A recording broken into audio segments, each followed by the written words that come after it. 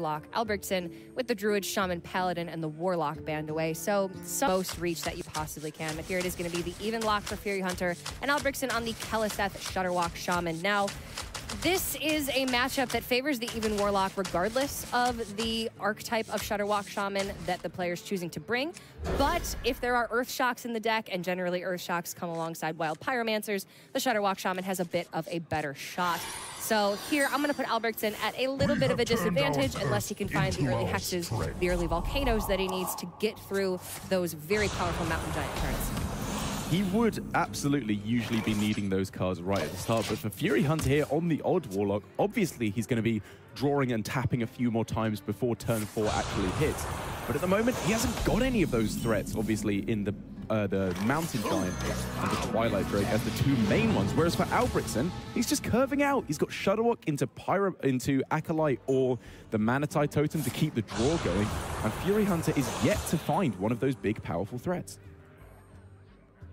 Other than the removal for the early Mountain Giants, card draw is the most important thing that the Shudderwalk Shaman is looking for at all times. And having that Keleseth to buff up the Sarnite Chain Gangs, to buff up the Manatides and Acolytes of the future, really is very helpful because it throws off that Hellfire math quite significantly. Having 3-4 Sarnites, having 2-4 Acolyte of Pains means that Hellfire is not really going to be a clean clear. So Albrigsten might be able to get some additional draws, have some additional pressure on the board going forward, which he's really going to need because this even Warlock thrives on the board in the early and late game, but can struggle a little bit in the mid game, and Albrigsten can take advantage of that. That's exactly right. If he can weather the early storm, which he very much looks like he will be able to because it's more of a light drizzle than a storm at this point from Furyhunter, he should be able to capitalize on his own mid-game plan of just playing chain gangs, drawing cards with Farsights, maybe getting a Grumble in if he can find it along the way, and obviously leading up to that infinite Shudderwalk combo, which the Warlock really just does not have any way to deal with. Because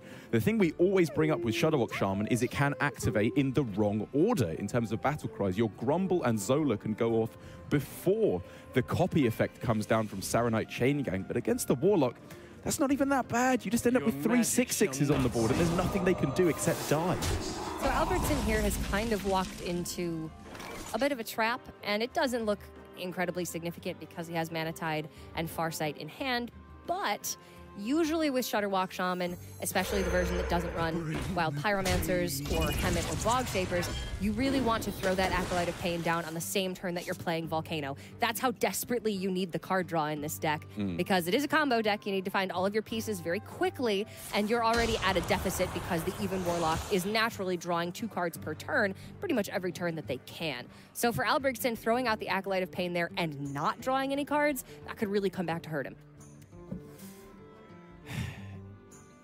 It could, but at the moment, it's probably from his point of view, he doesn't know that his opponent's hand is quite so terrible. So what he's thinking here is maybe by playing out these card draw minions, he's baiting out these Spellbreakers, forcing his opponent to make weak turns so he can't play the likes of Mountain Giant and Twilight Drake. Obviously, where we're sitting, we can see Furyhunter doesn't have any choice. He simply has to go for it as Albrigsten manages to not get the Lightning Storm he was looking for. But even so, he's under very little pressure indeed, still looking very good.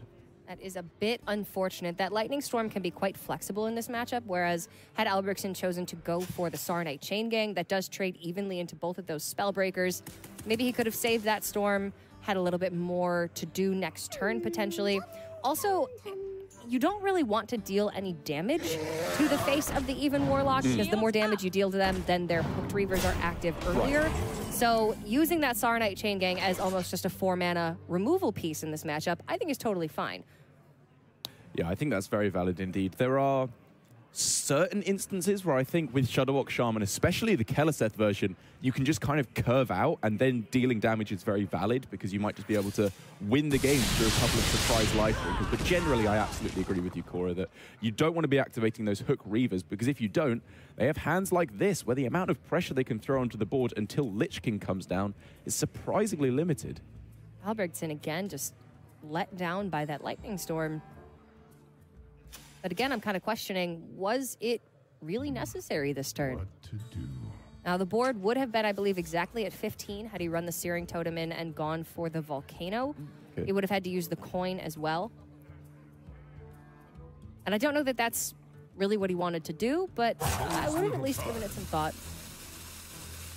Or even just something like Lightning Bolt on the Spellbreaker this turn to mitigate some of the damage. And then he could have followed up with Saronite Chain Gang with a coin, or even just the Farsight to keep up the draw, as you mentioned, being so pivotal in this matchup. But instead, it means he's only actually reduced the amount of damage by 4. He's now overloaded for 3 again, so he would have to go for a coin if he wanted to play the Volcano at all next turn. And this looks to me like he's trying to set up for a high-value Volcano. If the Mountain Giant comes out now, there would be 8, 12, 13, 14, 17 health on the board because that Mana Tide Totem is kind of stuck there forever. And that's really another issue that the Shudderwock Shaman can run into in this matchup, is you feel kind of awkward about playing Volcano just to kill one minion, but the minions have such high health in the Even Warlock deck that as soon as a second minion comes down, well, now you can't actually clear everything with Volcano. And having used both Lightning Storms rather liberally, I would say, Albrigsten doesn't have the option of going Lightning Storm Volcano in the same turn now. However, I suppose to Albrigsten's credit, or at least to get into his mindset, by going very aggressive with these removal cards, I think what he's thinking is, I have plenty of removal in hand, or at least he did a couple of turns ago with double Lightning Storm and Volcano. What he had a little bit less of was minions to follow up afterwards, but I don't know, even then, when Chain Gang has been buffed up to 2, 3, 4s with Taunt, I think at any point that's a perfectly valid way to stall out the game a little bit longer. This would have been a Volcano clear turn, but I like the Saronite. Again, 4 mana, clear up that Twilight Drake and maybe put some damage onto the Dread Infernal to get a little more value out of the Volcano moving forward. Really nice. Also, he just wants a turn where he's not overloaded for once. Wouldn't that be nice? In an ideal world, Derek. I do love the Black Knight tech in the Even Warlock. It makes so much sense with Haunt Druid being so popular running around right now. Cube Warlock is still a pretty common deck.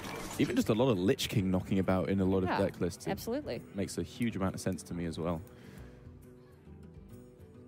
12 power on board for Furyhunter. Albrigsten needs to kill some stuff or heal quite a bit. 11, 15, 17 power on board now, or 17 health on board. What to do? Volcano finally getting to the point, and I would imagine very much counted by Furyhunter to make sure that he would be able to have at least something surviving on this board. And both minions surviving here. My goodness, these removal cards for Albrigsten just have not been doing at all what they are supposed to. Furyhunter going to be incredibly happy about that, as he can just massively start to turn up his advantage here with maybe a play of the Lich King to go for even more pressure on the board. He has burst lethal at some point with the Hellfire if that's necessary as well. That's the thing. If Albrigsten hadn't played the Lightning Storm the turn that he ended up having to Lightning Bolt the Spellbreaker anyway just to clear it off the board, or if he'd even been able to hold that Lightning Bolt until now, but regardless, if he had the Storm here, he could have had this full clear. Right. And maybe that is the name of the game here for Albrigsten, is just he did have a lot of his removal cards at the start, but he was taking risks consistently with them. He was in positions where maybe they work out, maybe they don't, whereas if he was a little bit more patient, maybe he could have maneuvered some more advantageous, some more certain positions where he would always be able to lock the game out in his favor. And don't get me wrong, this is a matchup that is favored for the Even Warlock regardless. But if you are going to win in this unfavorable matchup, you really need to get the most value out of your removal spells while still ensuring that they will remove. And here I think Albrigsten maybe took a few too many risks and didn't guarantee that he would clear the minions off the board while still allocating those removal resources. And unfortunately, it just didn't get the job done this time around. Furyhunter with 10 still on board, going to get another Death Knight card at the end of the turn from that Lich King, and he can still just keep piling the stats on board. You know, having already seen 2 Storms and a Volcano, he's not afraid of putting just a ton of life on the board. And Albrigsten as well on that last turn, something I want to bring up is that he had multiple choices there to go for, and being overloaded down to 7 mana, the first play I was looking at was to get the Glacial Shard double value with Grumble, freezing 2 of his opponent's minions, but he obviously thought trying to search for something with the Farsight was a little bit more optimistic, I don't know, but he managed to get to a point where he could have played Hagatha on that turn as well. but still didn't think it was worth killing off the board, even though he would have removed way more damage than he did this way.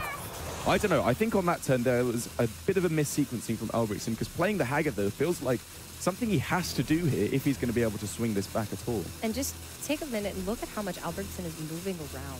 He's constantly shifting positions. He's swiveling in his chair. He seems, to me, nervous.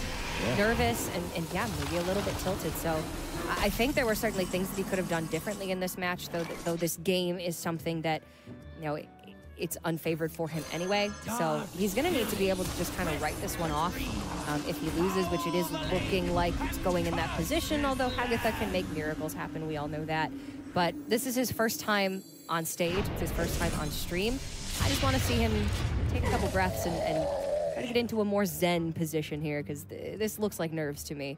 Yeah, I would definitely agree with you there. And we do see that from a lot of the less well-known players. One of the biggest advantages of being a well-established competitive player is not only all the practice groups that you're into, the stability of being on a big team, but also being used to being on stage. It's a tremendous amount of pressure knowing that there are so many people watching you, analyzing your every play. Furyhunter not letting up whatsoever. More Death Knight cards, below 15 health, so Hooked Reaver's active. And this is going to have to be the best Hagatha of Albrigtsen's life if he's going to pull this one out. It needs to be multiple AoE spells, Volcano plus a Lightning Storm. And he just doesn't have cheap minions to accomplish that. Not really seeing anything that Albrigsten could get here really to pull this back in his favor. Hex just doesn't alleviate enough damage. He wouldn't be able to get enough healing while removing with the Grumble off of Hagatha. So it looks to me Furyhunter's even locked with some very nice aggressive play, even though he got a pretty terrible starting hand, dare I say. No Mountain Giants for the whole game. Still manages to maneuver his threats very well, make sure that the breakpoints in terms of Lightning Storm and Volcano really just weren't there for Albrigsten. Always keeping that board just a little bit awkwardly out of range of that Volcano. The Lightning Storms were 50-50 chances that Albrigsten thought he had to take, but they did not pay off for him. So now it's going to be his Taunt Druid or his Odd Paladin. Black Knight as maybe a bit of a nod to Taunt Druid in his build as well, so he's going to be looking for that to get some value off of a Lich King, a Primordial Drake, or potentially a Sleepy Dragon. Could be a method for him to push through for maybe lethal damage at some point. But a really nice starting hand from Albrigsten there with that Wild Growth, if he can find Nourish, or just something to do in the mid-game, I suppose. He's got that Master O card queued up for turn 9. Yeah, exactly. A couple of fairly unimpactful cards in this matchup, at least, with the Spellstone not being too useful because it can't take out Mountain Giants and Twilight Drakes on its own. Witching Hour obviously meant for later stages in the game. Like you said, though, if he can find Oaken Summons, Nourish, really anything like that, he's looking to be pretty good. As, again, Furyhunter does not have the cards he is looking for quite yet. It is very unusual for an even Warlock to not draw Mountain Giant in a single game, right, let alone 2 consecutive games. There you go. That's the one. More of what we're used to. And this is, I think, the main reason why this deck was, well, why it's so good, obviously, is that you can tap so much. But the reason it was underrated is people kind of thought the main trick of the deck is, yeah, you can get out a turn 3 or a turn 4 Mountain Giant very consistently, but if you miss it, the deck just kind of falls apart. It can't do anything for the next few turns that's especially powerful. But the fact that you get it so consistently with a full mulligan just makes it so worth it, in my opinion. Albrigsten here actually has a really nice turn 5 into the Mountain Giant that Furyhunter wants to play this turn. He can Nourish for mana and then use the 2 Spellstones, which are upgraded, to kill off that Mountain Giant. And then he can go right into Lich King or even coin Master O card, I believe. This is the hand that Hadronox Druid needs to win this matchup. Yeah, he is just snap going for the play you mentioned. And it's looking fantastic for him. This is the best possible curve I think it's possible to get, outside of maybe another Wild Growth stuck in there somewhere along the way. Albrigsten going to be knocking out that early Master Oak card, getting, I would imagine, Dragon Hatcher, as is in pretty much all the variants of Taunt Druid nowadays.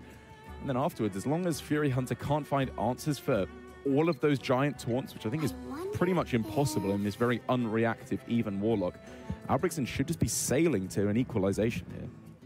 I do love the inclusion of Dragon Hatcher in this build. We were seeing the first time Master Oakheart and Dragon Hatcher came together was with Drakari Enchanter to pull multiple dragons from the big value dragon druid build. Right. And now we've sort of toned that down a little bit, but it's just a really nice, solid inclusion in this list, with Sleepy Dragon obviously being a very high health taunt minion. Again, this is the situation we've been alluding to all weekend with the Even Warlock, where you play your first big threat, maybe you have a follow-up of another Mountain Giant or a Twilight Drake, but outside of that, you've got really nothing to do. Your plays are very mediocre, and obviously Albrigsten's turn here is anything but mediocre. Unable to get the Hadronox, unfortunately for him, but this is still perfectly devastatingly powerful. Yeah, this is pretty good. Furyhunter without Siphon Soul and without Twisting Nether has to go through all of these taunt minions the hard way, and without Hadronox, I still don't know that Furyhunter can get this done. Need to kill that Dragon Hatcher. That's the thing. As well, he does actually get a complete clear with Hellfire Defile, which, on a Sleepy Dragon, I have to be honest, is pretty blooming impressive. It's difficult to do. But now, you know, can you kill the Lich King? Can you kill the minions that are going to be summoned from Army of the Dead, which Albrigsten just got, and which is usually one of the worst Death Knight cards? Here, pretty good. Yeah. You hit a Hadronox off that. Exactly. And that's the thing. Even if you miss, even if you just get 5 spells in the worst case scenario, you have the only spell you really need in Witching Hour. So that just gets you closer to your Hadronox, thinning your deck from the cards you don't want to see and getting closer to Hadronox, or summoning it directly onto the board looks remarkably powerful to me. I don't think Furyhunter can even kill this. His Spellstone isn't fully upgraded to use alongside the Defile, which means the Lich King's just going to stick on the board and keep generating more and more value. Furyhunter has a full hand of cards, but not well equipped to handle this matchup right now. Yeah, much more of an anti-aggro hand he had knocking about here with Spellstones, doubled Hellfire, double Defile right towards the start of the game, but that's not the kind of hand that will be ramped into Master Oakheart, followed up by the Lich King even. Just going to have to silence it, but the amount of pressure coming down here just means that I think pretty much at any point a copy of Branching Cards being picked up would probably just close this out. Albrigsten not even trying for the Hadronox this turn, although he did pick up the Naturalize. 8 to face should just be good enough here. Is there any way that Furyhunter can prevent the lethal next turn? Yeah, I'm looking at like Hellfire Spellstone, things like that, or maybe a Black Knight to be able to... Yeah, even then you don't have the mana to kill for the Lich King, yeah. Because you've silenced off the taunt from the Lich King. Ah, how foolish he was. Congratulations. You played yourself.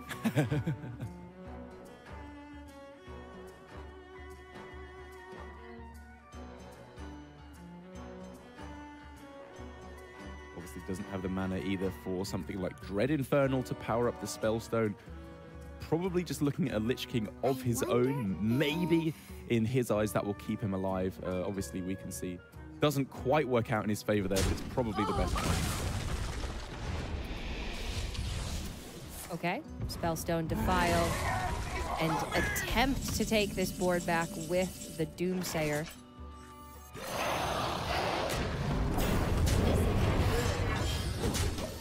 It doesn't look like he's ever going to be able to definitively clear the board. And even if he manages to get past these 2 Drakes, well, Albrigsten has Sleepy Dragon in hand, and that Army of the Dead queued up and ready to go. Exactly. As soon as Army of the Dead is played, if it gets Hadronox, you can just snap and naturalize on it, fill up your board completely once again. And even if it doesn't, your hand is perfectly good with just a Sleepy Dragon, as you mentioned, in its own right. Furyhunter here, he also has to be wondering not only about how you clear the board, but how you ever actually mount your own threats, because against the Taunt Druid, giving them the infinite possibility to go into the late game will lead to a loss. Their late game is simply far more powerful than yours, so you have to start moving towards your own win condition, which is why I think from Furyhunter we're seeing the Lich King come down here, even though unless he's got, I don't know, a Doom Pact, I suppose, there was really no way that he would be able to pull this back. Blood River Gul'dan, not good enough here. The Hooked Reaver does have taunt. Go Hooked Reaver and Black Knight, kill the Sleepy Dragon, put a 7/7 body in the way. And it does look like that actually, with what Albrigsten has in hand, would keep Furyhunter alive. That's the thing, though, with all these plays we've been seeing. Furyhunter has done a tremendous job of staying alive, but that will not win him the game in the late run. He will have to hope that Albrigsten has the worst possible hand imaginable. You troll. Playing Love up it. for the camera. Now that he's winning, he's, you know, Mr. Wise Guy and living it up for the camera. Look like he's feeling a little bit better now. A little bit more confident. Yeah, swipe hero power, I think, is just going to close out the game in his favor, bringing it back up to 1 game apiece. Doing exactly what Taunt Druid is supposed to do. You could almost call it O-Card Druid, I think, at this point, considering how devastatingly good the card is in this match. But as Furyhunter will have to find something that may not necessarily be a tremendous couple of matchups for him to take out this Taunt Druid from Albrigsten. Odd Rogue and Token Druid both absolutely have very valid paths to victory. But if Albrigsten gets a hand anything close to that one again, it's going to be a massively uphill climb for Furyhunter. Taunt Druid is slightly favored against the Token Druid, I believe, and I want to say the Odd Rogue. It can absolutely blow out any deck, but if the Taunt Druid finds even a single stabilization point, I think they're probably just going to run away with it. It is too many taunts, it is too much potential life gain. Can be very difficult for aggressive decks to deal with if they don't get that ideal early start. And I think that is ultimately the flaw of that previous game from Furyhunter was after that single copy of Mountain Giant, he didn't have any other pressure to follow it up. So Albrigsten was just kind of able to run away with that one. What do you think he was going to go with here? Token Druid might be his better shot, but honestly, they both fail in the same way. Yeah, I think I would have to go with the Odd Rogue here. It just feels like it's a little bit more likely to get the job done. One of the main reasons, I believe, as well is, like you said, there's a lot of taunts in the Taunt Druid deck, but there's also a fair amount of removal in the early game, specifically with Spellstone. But because Albrigsten is playing the Ferocious Howl variant of the deck, I imagine he's probably not going with the Wraths in there as well. And early removal is so important in this matchup. If you can't deal with that Hench Clan Thug right at the start of the game, you can just be blown out of the water straight away. With the Wraths out of the equation, now you're looking at upgraded Spellstones and the copies of Swipe as being the only removal choices for that Hench Clan Thug. So Furyhunter obviously going to keep that around, considering holding on to the Cold Blood. He knows he has to win this game very quickly, and if he can stick a Cold Blood onto, well, really any minion on the board, if you attack in once, the Cold Blood's done its job. If you attack in twice, well, now you're probably winning the game. No, I actually quite like the keeping of Cold Blood here. Like you said, for the primary reason being it will win you the game quicker, which is obviously very important indeed. But for the secondary reason, as I mentioned, if you can stick this Hench Clan Thug, that's your biggest chance of winning. So if he's able to get the Cold Blood to stick on a minion first, maybe that will bait out the potential Spellstone from Albrigsten. Then you follow up with the Hench Clan Thug and let it just try and solo win the game for you. It's a good kind of decoy play with the Cold Blood, I think. If Furyhunter does just choose to hero power this turn, then that queues up the Hench Clan for turn 3, and that goes right into the swipe from Albrigsten, but that still leaves Furyhunter with the ability to develop first, and maybe would make it more difficult for Albrigsten to nourish on turn 5. So there is quite a bit of damage available here, though it does look like that Hench Clan Thug won't be sticking around for too long. And Furyhunter's plan here of trying to stick the Cold Blood, at least to draw out the Spellstone, is looking a little bit less good now, because if he goes for deckhand into Cold Blood on the Diamol, Spellstone hero power clears off the board completely, and then you're playing a Hench Clan without even the immediate buff from the dagger. Okay.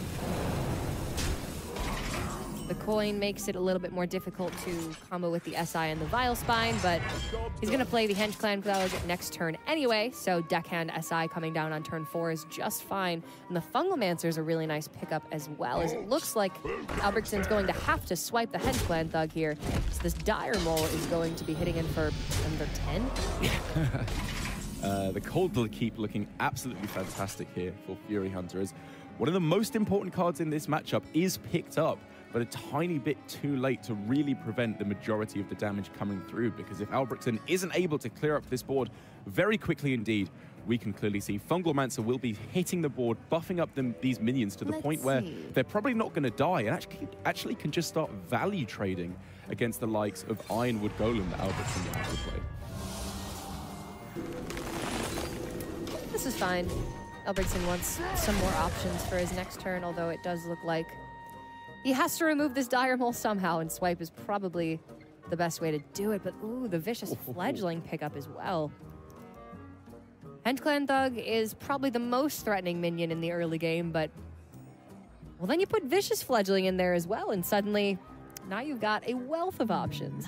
So many minions that just absolutely demanded a premium piece of removal. And to be fair, considering Albrigsten has only had Spellstone and Swipe in his hand, he's done a remarkably good job of delaying the game to the point where he's getting maximum value out of those cards. Because with this many must-remove minions, until he gets another Swipe here, which he has managed to pick up off the top, he would simply just be dying to the repetitive value that Henchclan Thug and Vicious Fledgling can provide. Albrigsten can take a chance here and swipe the Dire Mole and hope that the Vicious Fledgling whiffs on its adaptation. Vicious Fledgling does not often whiff on its adaptation. Right. But if he chooses to swipe the Fledgling, then the Dire Mole has hit in for 15 damage? Something completely stupid? That is pretty stupid. That's really stupid. But the Vicious Fledgling, there's so many good outcomes, though, on terms of the adaptation. If you could get untargetable by spells or hero powers, stealth, divine shield, plus health, everything just feels pretty good there.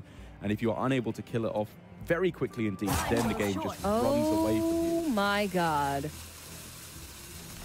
Albrigsten doesn't think that he can win the game unless he ramps to a double swipe on turn 8, potentially. Yeah, that's what I'm looking at as well. But this Fungalmancer is just going to shut him down. Unbelievable punish for this line of play. This is basically the exact thing he was not hoping for. This could not have gone worse for Albrigsten. It's looking like he's just going to be locked out of the game at this point. Either of these adaptations in terms of Divine Shield or Untargetable or even +1/+1 all look fantastic. I just don't see a recourse for victory now for Albrigsten. This was such a dominant performance by the Odd Rogue here from Furyhunter. And this matchup could have gone very, very differently, especially with a swipe in the mulligan and that upgraded Spellstone. The Henchclan Thug was killed very quickly, but very important to note, Furyhunter kept that Cold Blood and played it on turn 2, I believe, onto the Dire Mole, so that he could set up for a situation exactly like this. Now, Albrigsten's still not out of it. He's at 18. He's got 9 mana to work with next turn.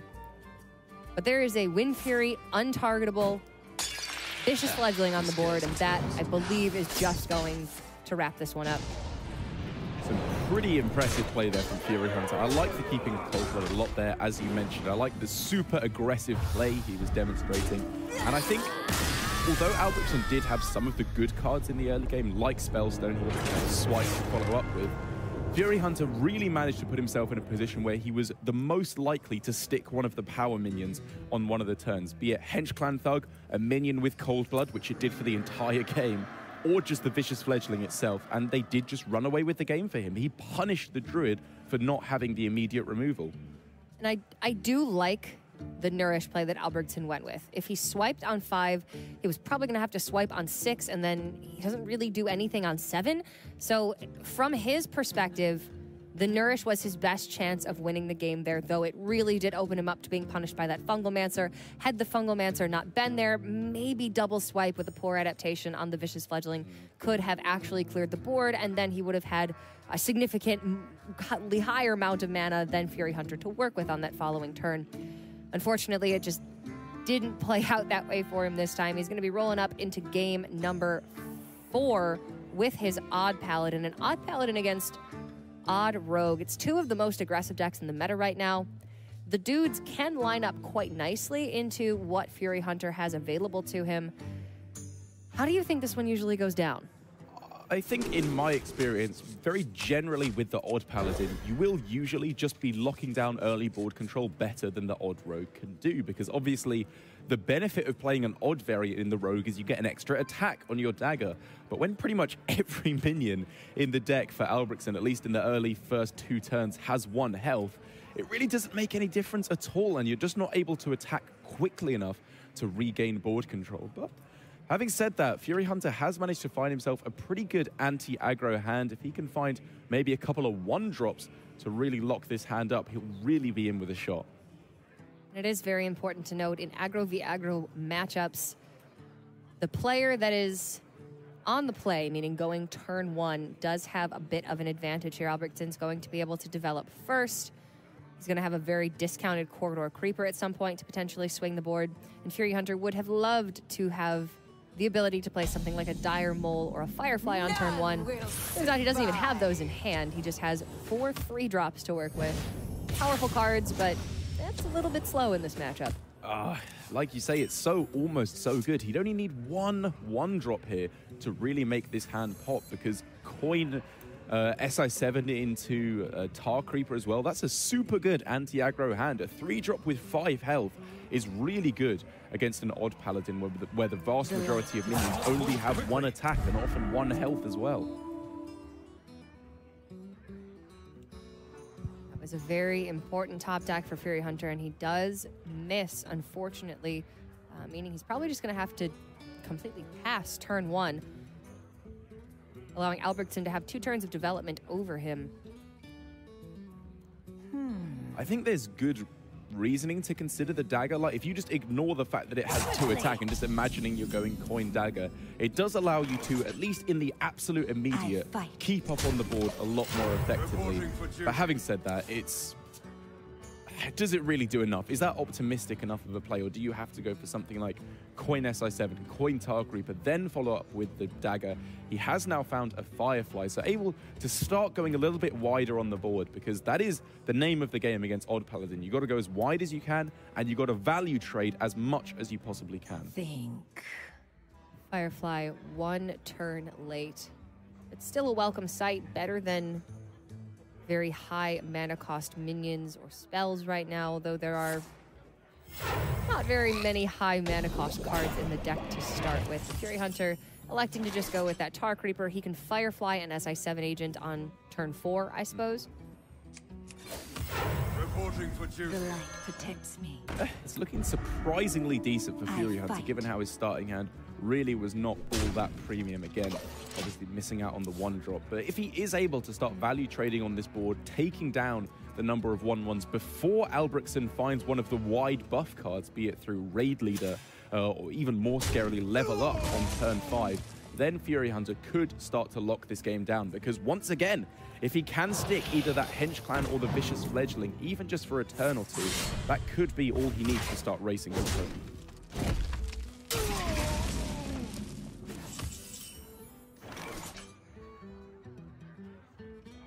A lot of small stuff here for Albrigsten, but nothing to buff the small stuff just yet. Divine Favor is not going to be a very effective card later in the game, so he's going to want to try to use that to draw a couple cards as quickly as possible. Obviously doing the classic Corridor Creeper maths here, wondering if he can get it all the way down to 0 cost. I think it's only looking to be a 1-cost minion on this turn after he triple trades into the Tar Creeper. But even then, that's a very powerful play on this turn. Your opponent has used the coin, so they cannot go coin Valspine to take it out. And outside of that, there's not all too much that the Odd Rogue can actually do to deal with the 2/5 minion.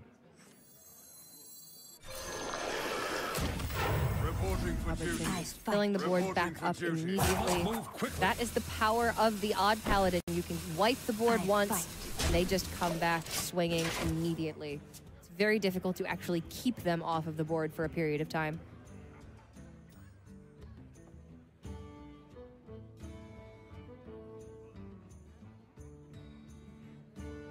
Things were looking up for Furyhunter just a little bit, but with that Divine Favor queued up, with Furyhunter having such a large hand,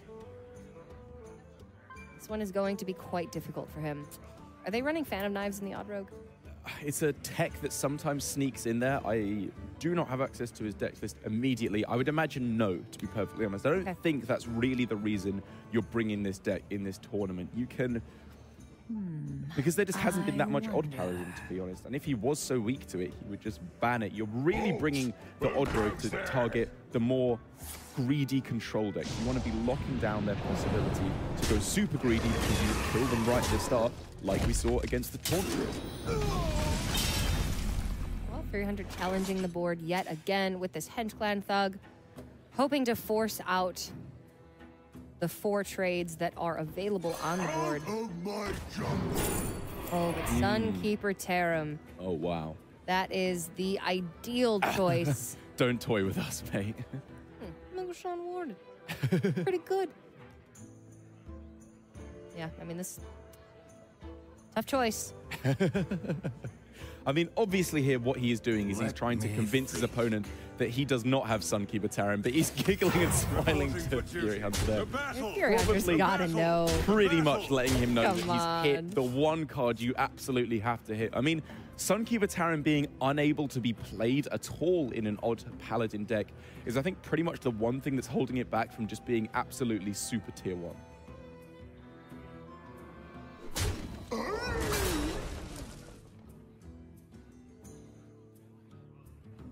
A pack of wild dogs couldn't stop Albrigsten from playing Sunkeeper Tarim next turn.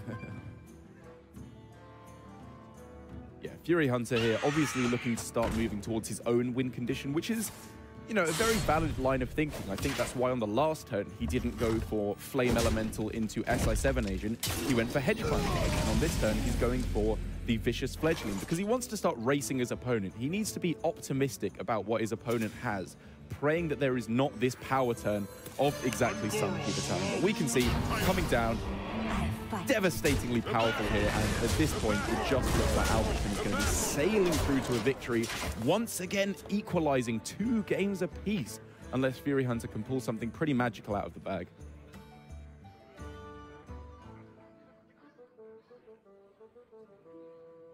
Leroy's pretty good, but I wouldn't call him magical right now, which means that I believe Albrigsten's going to be tying this one up, and Furyhunter then will be able to respond with that Token Druid. And if he has Spreading Plague on turn 6, when Albrigsten has a board of stuff, then Furyhunter probably wins the game. And even if he doesn't have Spreading Plague, the Spreading Plague effect is so powerful that Albrigsten will be probably forced to make some unfavorable trades to try to keep his board small in an attempt to play around the Spreading Plague, even if Furyhunter doesn't have it. I think that's a... Game 5 in an elimination match.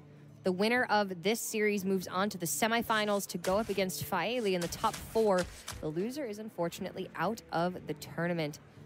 Tossing that Ultimate Infestation for sure. If Furyhunter holds on to the Woods, the Oaken Summons, and the Nourish, he has the coin available to him, but might not have a lot to do for the first couple of turns, at least before Coin Oaken Summons is available. It's powerful, but is it a little bit too slow?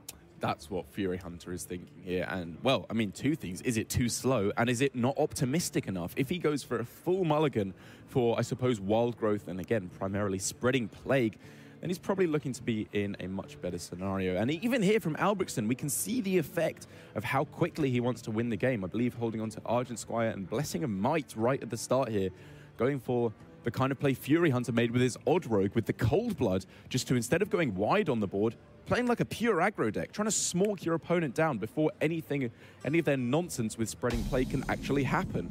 Okay. Well, you were saying playing optimistic. I think tossing one card and hoping for Wild Growth, now that's optimistic, Derek.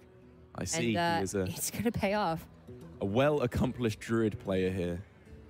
Lots of experience. But still, Albrigsten going to be able to turn up the heat very quickly. I must move quickly. The light protects me. You can see Albrigsten there taking some notes. Doesn't necessarily need 75 seconds to figure out that he can play Argent Squire, but making note of what Furyhunter kept in hand, where those cards are located. And this I like a lot from Albrigsten. He realizes if he takes this slow, goes super wide on the board, tries to play for late game value, he will lose. He will eventually lose board either to Whispering Woods, Spreading Plague, maybe even an Ultimate Infestation if all the ramp is there. So going quick, just a bunch of 1-drops, follow up with Raid Leader, start really hitting your opponent before they can go for their health gain options or going for their taunt options. This, I think, is really the way to go. Handle it! I fight. The battle! The battle! Hammering away very quickly at the life total from Furyhunter. There is that Spreading Plague. So Furyhunter can Oaken summons this turn, coin Spreading Plague next turn.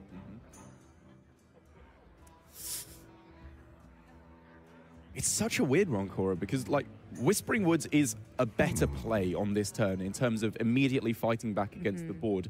You could even sacrifice off your 1/1s without actually killing off any of your opponent's minions to maximize the goodness or the effectiveness, I should say, if I spoke like a real person, of the Spreading Plague. But the 6 armor you gain from the Oaken summons on this turn is really quite good. Is there a way that Furyhunter dies? There's 7, 9, 11 on board for Albrigsten. If there was another Raid Leader and another Blessing of Might, that would be lethal, but that's asking a lot. Exactly. Super specific lines of play here is Furyhunter, I think, actually realizing summoning any minions at all here is kind of bad. Like, if you go for the Violet Teacher, obviously the minion is summoned before the spell activates, so you would get 2 less Scarabs, all things considered. That's a whiff for Albrigsten. The only thing he can do this turn if he wants to is this. And that is going to be a hell of a Spreading Plague here. And for Albrigsten, I think he's making the right play. He realizes if this does come down, he probably just loses on the spot anyway. So just go all in against it, as I think he's playing one of your favorite cards there, Cora. I'm actually a fan. I love Scenarios. It's one of my favorite cards. Finally getting the respect he deserves. Along with Raid Leader. Yeah. Why not? Well, I mean, Second Raid Leader's nice. yeah, if we're going to get any card to fight back against Plague, this is definitely what you'd be looking for. There's still a good amount of power here, actually. And outside of, obviously, another Plague, a Swipe, something like that, Furyhunter is not absolutely out of the woods yet.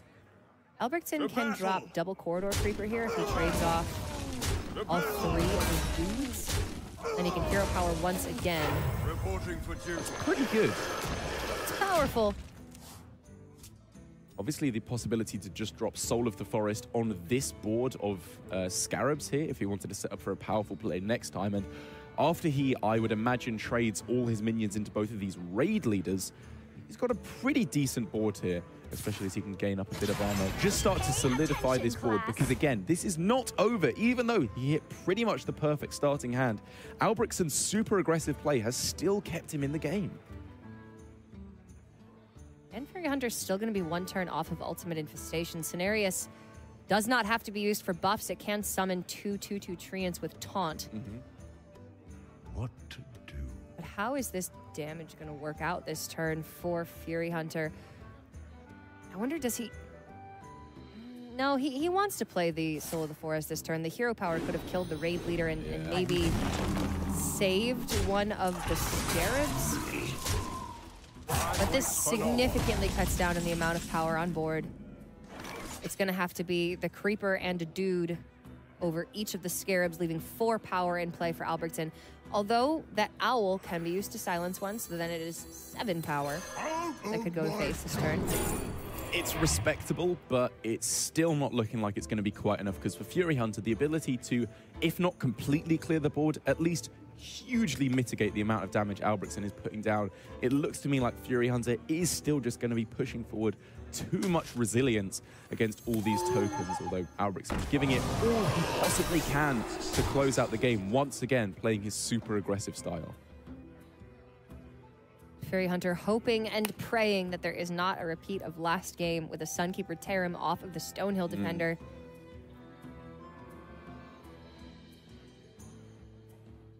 We can see, of course, there is not. Quickly. Albrigsten really needing to make a tough choice here. Does he want to trade off some of these treants, or does he want to go full face? But he is sticking to his guns. Oh, wow. God. I mean, it's obviously not that devastatingly good here because you can't...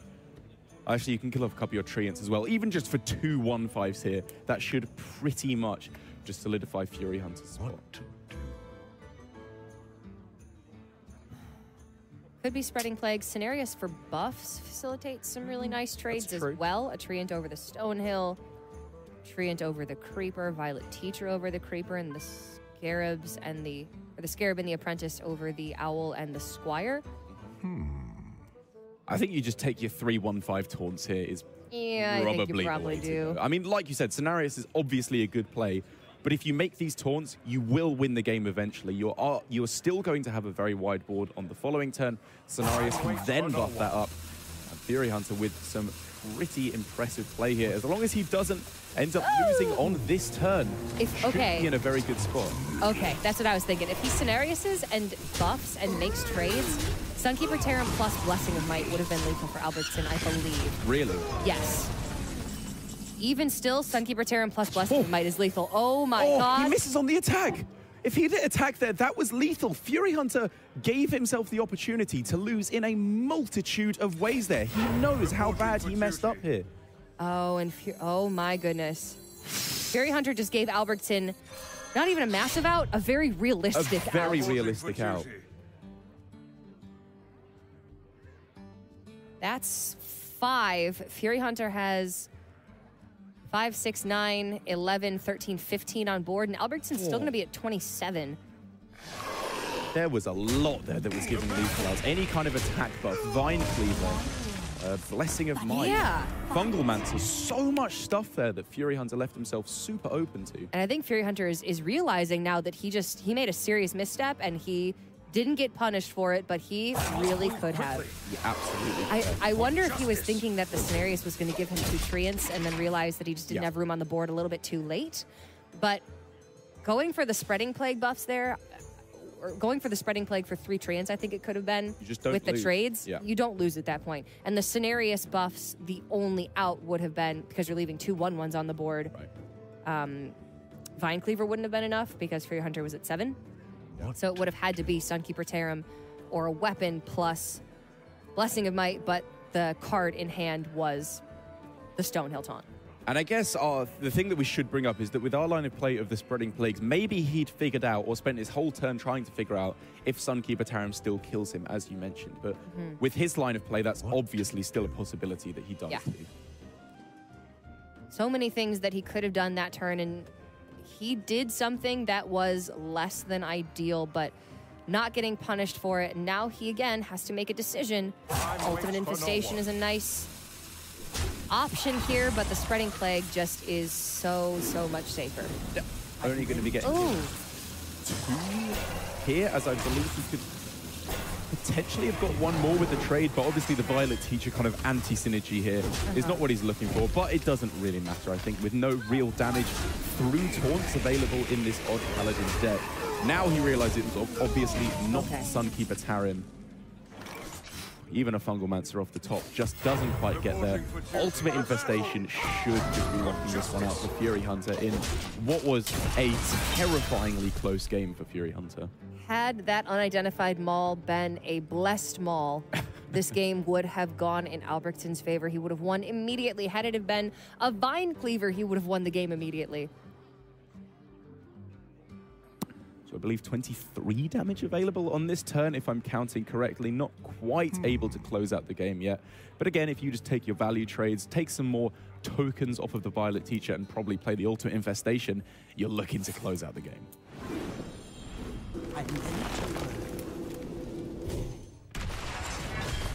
Looking like Furyhunter will win this one. But maybe next time, RNGesus would not be so forgiving. He does not want to put himself in that situation ever again, and certainly not in Game 5 of an elimination match. But that's going to be the handshake. Albrigsten with the concession, and Furyhunter will be moving on to the semifinals. He will be playing against Faeli. Derek. I think for both players here, it's fairly prescriptive bans, at least for Furyhunter in particular. getting rid of that Shudderwock Shaman makes a lot of sense, because while he does have at least the odd rogue in terms of slightly faster decks, generally it's a lot slower from what we're seeing from him. Obviously got the odd control warrior, even Warlock and Token Druid perhaps a little bit quicker, but still very vulnerable to it. Whereas for Faeli, getting rid of the Token Druid, he has some decks that are clearly very weak to it, like the Control Mage, but he could have had game against it, I think, with the Shudderwock Shaman, and in particular the Q-Block. Yeah, I think it will be that Mage that is mainly on his mind. We've seen just how one-sided that is. We have seen that matchup won, but it needs so many things to go your way, involving getting the coin and then getting the right timing on Baron Geddon, and also getting Jaina on 9. You need to draw about 13 cards by turn 6 to have any chance at all. The right 13. Yes, exactly. Or unless if you're AK Wonder and you somehow managed to win that map, players are lining up for their first deck of the series. Furyhunter going to be starting things off with that odd rogue, which I was very impressed with his play in the first quarterfinal we saw him in. It was this was not the deck, I think, that he was showing a little bit of shakiness with. It was definitely the Token Druid where he was not on point. But this one, especially against a Q-Block, which now, since the nerfs, is incredibly weak to aggressive decks, as we see both the cards in hand that were nerfed in both Possessed Lackey and Dark Pact. You're generally a little bit too vulnerable to the likes of one-drops and Cold Blood in particular. Yeah, I like watching people play these extremely aggressive decks who are good at them, because they find ways to just get an extra point here, an extra point there, and that is often the difference between winning and losing. These very tight matchups where your opponent's just looking to stabilize on the 0 mark, just about. So really want to see how he forces damage through in this matchup, if Faeli can actually get a competent hand. It's a bit of a weird one with the odd rogue, though, because, like you said, it's a tremendously aggressive deck, but in terms of actual burst damage that you can deliver through taunts, it's not that high, because going in with the odd package means you lose, obviously, Eviscerate as the main card there. And that's kind of most of the burst you have as rogue if you want to get through taunts. So it's going to have to be, I think, pretty good dominance of the board early on, and then maybe following up in the later stages with the likes of SI7 Agent and Leroy. But to get things started, to be honest, for Furyhunter, not a particularly premium hand. Yeah, and Faeli's off to a great start here. One thing that you really struggle to do against Odd Rogue is land a giant. But one way you can land a giant is by playing a Doomsayer at an appropriate time, blowing everything up and landing a giant behind it. Have to be careful, though, that the Doomsayer doesn't get killed, because then things get really, really nasty. Yeah, that's the thing. In terms of actual discrete numbers of how this giant is going to come down, I think for Faeli, it doesn't quite work out, because if he wants to throw down the giant, or sorry, the Doomsayer on turn 2, it means he would have to tap, I believe, on turn 3 before he can play the Mountain Giant, which then means Furyhunter has a turn to develop onto the board after the Doomsayer before the Mountain Giant comes down, which means then maybe it's too slow of a play, because Faeli will just be taking a whole bunch of damage when he plays the Giant. And the other option is to tap on turn 2 and hope that the Odd Rogue that's full of 1-drops doesn't play anything in the meantime, that it survives. So, as you say, the deck not really going to get it done here on this occasion, although it can just throw out the Stonehill and start trying to get maybe a Tazdingo as a Shieldmaster and just go that route and forget the giant exists. I think that's probably what we're going to be seeing a little bit more likely, because even if you do manage to stick a giant, it's not like if you do manage to accomplish it, it's a game-winning play. You very often just get Vilespined after that point anyway, and with this decision here for Furyhunter, I believe with going for Deckhand Deadly Poison, he would have been able to clear off this that is a decision point he's made. It would have looked pretty ugly, but I agree. He would have had stuff on board against nothing. And it's always worth pointing out that although it's probably quite an easy choice, even in these early stages, you're always making decisions, even in apparently obvious situations. That's exactly right. And like you say, fairly easy in this instance, because if he had cleared off the Doomsayer, he's got 3 attack on board. His entire hand cost, what, 19 mana at that point? Yeah. Which is dreadful in the early stages of the game for Odd Rogue. You want your hand to cost like 3. Much tougher decision if he hasn't already used a weapon charge. Then he's really got a decision where he maybe has to get one more use out of Deadly Poison. And then he has to think hard. To thinking hard, Faeli's just trying to work out how his curve fits together for when he wants to play this. You're normally taking the cheapest thing with the biggest health. That's what he's done pretty much. But with the skull in hand, it's worth considering how your curve works out. That's a very good point. And maybe if he'd had a Void Lord in hand, thus enticing him to play the skull a little bit more effectively, then he might have gone, obviously, for the Felguard to pull out the demon from his hand. But like you said, going for the Tar Lurker here is just, I think, by far the strongest play. High health total, because against the Rogue, although you do need to have a relatively high attack total to clear off their board when they already have board control, because they can activate Fungalmancer, in situations like this, any minion they can play is actually just going to be kind of weak. Yeah, and Defile's going to take care of any real play here from Furyhunter. And like you say, his hand's costing so much mana, and after this next play, Furyhunter's going to be facing down a world of trouble, and Faeli's still in the 20s. This is, however, a little bit scary for Faeli, because this is a board which at the moment is not particularly scary. Just a couple of 2-1s on the board, only a little bit of damage being pushed through. But as I mentioned, Fungalmancer as the turn prior, that is what is going to most certainly force Faeli, or I shouldn't say force, but lean him to go for this Defile play, because there will definitely benefit to leaving it behind. You could clear up a wider board, but if you are met with Fungalmancer there, you're just so far behind. This is a much better demon, the Fellhound, to be taking from the Skull than the mediocre 3/5/4. 8 health minion is basically fantastic at this point to be getting from your Skull.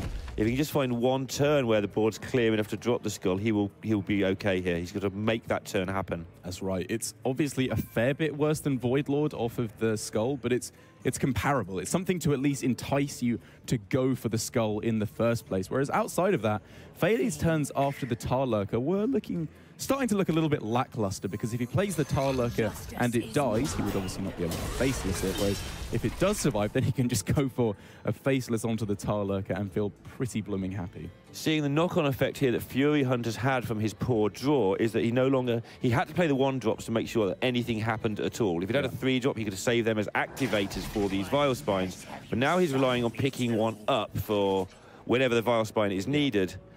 And of course, he's had to burn through them just to have any type of tempo in this deck that's really struggling to generate anything in this game. And with Furyhunter literally only having 1 attack in terms of his minion presence on the board, Faeli has all the time in the world to very happily throw down a Skull here. Obviously going to be pulling out the Lakari Fellhound as the only demon currently in hand. But then with a little bit of healing from the Spellstone, he can start to probably tap on future turns, or at the very least wait for the natural draw of the demons. And at that point, I don't know, it's going to be difficult for him to fall behind. I don't know, how's he going to get through 700 health? Yeah. Can't see it happening, but at the moment with double Vile Spine, if Furyhunter does get a couple of nice pickups, maybe he can still get it done. Absolutely, that's why I was saying it's so much worse than Voidlord, because in terms of stats, you're only losing 1 health on the initial body on the board, but the fact that Voidlord has been kind of the saving grace against Rogue is that Volspine is not good against it. Only Sap is really good against a Voidlord. And obviously in an odd variant of the deck, you literally cannot play Sap. But Faeli picking up 2 demons, one after the other, the turn after playing Skull. This feels pretty good for him indeed, even when Furyhunter manages to pick up the Firefly to take out this very pesky Fellhound. Yeah, this is going to give him 2 activators over the next 2 turns for the 2 Vile Spines. So that's nice, isn't it? I'd take that. I got halfway through that, I just realised that's just nice. There's no other way of putting it. It's all right, yeah. So it's going to make a massive difference to the game here what Faeli pulls from the Skull. If he pulls the Voidlord, it's going to be very difficult for Furyhunter to do anything. Pulls the Doomguard, maybe Furyhunter still can use the extra 2 turns to chunk through this damage. I don't know if I'd necessarily call it a massive difference here. I obviously agree that Voidlord would be better here, because you just go Voidlord faceless and probably win on the spot. Sure. But still in this scenario, I think you're feeling so far ahead if you're going with the Doomguard. You could go for faceless on this turn, clear off the vast majority of the board and feel pretty healthy. You could just go for Tar Lurker if you wanted to on this turn, which is vulnerable to the second copy of Valspine. So it is obviously worse for Faeli here to not get the Voidlord and win on the spot, but I think he's still sitting very pretty. Yeah, and he's got plenty. Yeah, he's got plenty of options. This being one of them. Oh, Godfrey, everybody's favourite. Yeah, it does clear off the Doomguard, which is not perfect. Kind of why I was looking at Faceless, I suppose. But the thing is, Faceless is so good if you go for it on the Voidlord that I can totally understand his play there of wanting to just clear off the board instead of going for counter-lethals, because you don't really need to. Voidlord will just lock out the game. So, Vicious Fledgling with Cold Blood on it is a really good card when your opponent hasn't yet played a Voidlord. Oh, after, however, right. There we go. Yeah. Surprising nobody apart from Furyhunter, because we can all see the hand, of course. That's set up to try and get it done. Yeah, he knew what he was trying to do there. It was just try and get the fledgling to sneaky, cold blood victory, Wind Fury things. And to be honest, Furyhunter there, it was just a product of the Odd Rogue hand just not happening. It's kind of weird how Odd Rogue works out, because generally the reason you go for odd or even decks is consistency over necessarily the power level. Because right. If you're tapping 3 times before you play a Mountain Giant with the even lock, you're going to hit it very, very often indeed. But the weird thing is with Odd Rogue, it kind of feels less consistent so much as you're just getting consistent damage. So I suppose it's less consistency in board control early on. Control in a different way, because they can't beat you on the board because your dagger is so overwhelmingly powerful. So against other aggressive decks, you're taking down their board. It doesn't matter that you're not developing yours, because 2 mana, a weapon that swings twice and does 2 damage is amazing. It's just like 2 minions. So I guess that's the way to look at it, is it's consistency in board control matchups. But against control matchups, you've just got a regular hunter hero power, which doesn't lead to a victory. Junk, right? Yeah, exactly. It's a powered up one. It's like an even hunter. Sure. Yeah. 1 mana do 2. I suppose an interesting way of looking at it. A sort of half-price hunter power, but it's still garbage against that matchup. Basically, it's not helping you force your minions through particularly well. As Furyhunter now going to be trying his luck with the odd warrior up against Q-Block. This is, to be perfectly honest, if I had to take a random guess, having not really played much of Furyhunter's specific odd warrior, I would favor the Q-Block. I think you're in a scenario where, as the Q-Block, you still have the power of Doom Guards, the power of Void Lords, the power of Gul'dan itself to fight back against what the warrior is doing. And even though the recent nerfs make it a little bit more vulnerable to aggro, you're still going to have a pretty good shot, I think, of just outvaluing them with your hero power later on. So on the technical level, I agree with you entirely. On the human beings are playing Hearthstone level, Furyhunter has played his matchup approximately 1 million times, and Faeli has played it twice in his sleep last night. Right. So that is a big level. We undersell how much being a person who knows a matchup matters in Very good point. Obscure matchups. And nobody plays this deck apart from Furyhunter, and he plays it obsessively. That's true. He does so play this even if it's an unfavored amount. matchup, maybe it's a favored matchup for him. Fair enough. And it's an interesting switch, because I believe at DreamHack Tour a few weeks ago, Furyhunter still had the Odd Warrior, but it was Odd Quest Warrior rather than just Odd Control Warrior without any kind of inevitability from Sulfuras, which has massively fallen out of fashion. I think it was the only player to actually bring that exact deck. You know my feelings on that deck. I do know. I'm not a fan of pumping on my hero power only to get rid of it. And it was already unfashionable at that point. It was already massively out-favored by the likes of regular Quest Warrior, when you've got obviously Blood Razor knocking about in there as well, in addition to the Death Knight itself, both of which you are losing in this odd variant. That tournament, this is like Furyhunter's chance that he deserved at that tournament, where he went 5-0 on day 1 there as well, and then Janos locked him out of the room and he didn't get any sleep, and he went 5-4. And I asked him, did it matter? Like, he's not an excuse kind of guy. Yeah. He'll tell you the truth. And he said, yeah, it mattered. He said, I was trying to count to 5 in one of the games to see if I had 5 damage, and I couldn't count to 5. It might have been 7. It was some incredibly low single-digit number. Like, he just couldn't get his brain to add simple numbers together. I think when I said that before, Core said he should have been on the desk. Very possibly, but in this specific game, Faeli is looking to be in a pretty respectable spot indeed. Obviously got some of the premier cards you're looking for at the start, like Mountain Giant to start turning up the pressure. Skull, obviously with no weapon removal for Furyhunter, which is a little bit unfortunate for him. He's got both a copy of Gluttonous Ooze and Harrison Jones knocking about in this Odd Warrior, so clearly pretty reliant, I would imagine, on actually killing off that Skull as soon as it comes down. Yep. Can't just you tell me all those things. I go, yep. Yep, I agree. Nothing more to add to that. Skull is going to get some stuff done, though.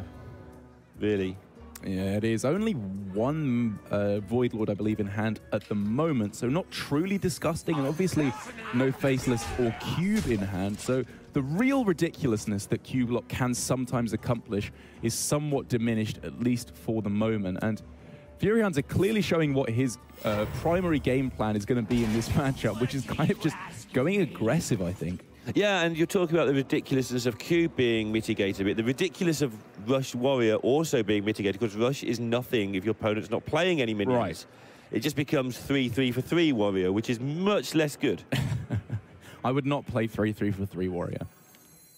Sounds like the sort of thing Green Sheet would play if he only owned basic cards. I guess so. Can't find any 3-4s in my collection, damn it. I'll play 3-3 for 3 warrior. But Faeli now obviously putting pretty much the premium stop to any kind of board-based strategies in double Void Lord just to get things going, potentially even curving into Cube Pact on one of the following turns, which, I mean, against the control matchups, you generally want to be going for cubing and facelessing Doom Guards rather than Void Lords because you have much better resurrections off of the Gul'dan. But I think in this one, Warrior kind of struggles with dealing with the Void Lord so significantly outside of the Owl that we see, obviously. Yeah, what he wants to do, I think, is try and proc one of them, then play the MC Tech, and then Owl the big one if it misses. Okay. I don't think he can quite get that going. I think that's what he's trying to work that out. So he goes triple attack into MC Tech. This is his play here to try and wrestle back the board in his favor. Straight up 1 out of 4. But now he can silence the other one at his leisure to some degree. That's a fair point. However, if he won that roll, though, that would have been absurd. He would have been such a great spot. That would have been absolutely absurd. And to be fair, I think Furyhunter had been considering that for a while. He had the ability, by curving out super quickly, to play the killing off of one Void Lord into the MC Tech if it was either Cube Packed or Faceless after the initial Void Lord hit the table. But the power of Cube Lock, just looking at the available options here for Faeli.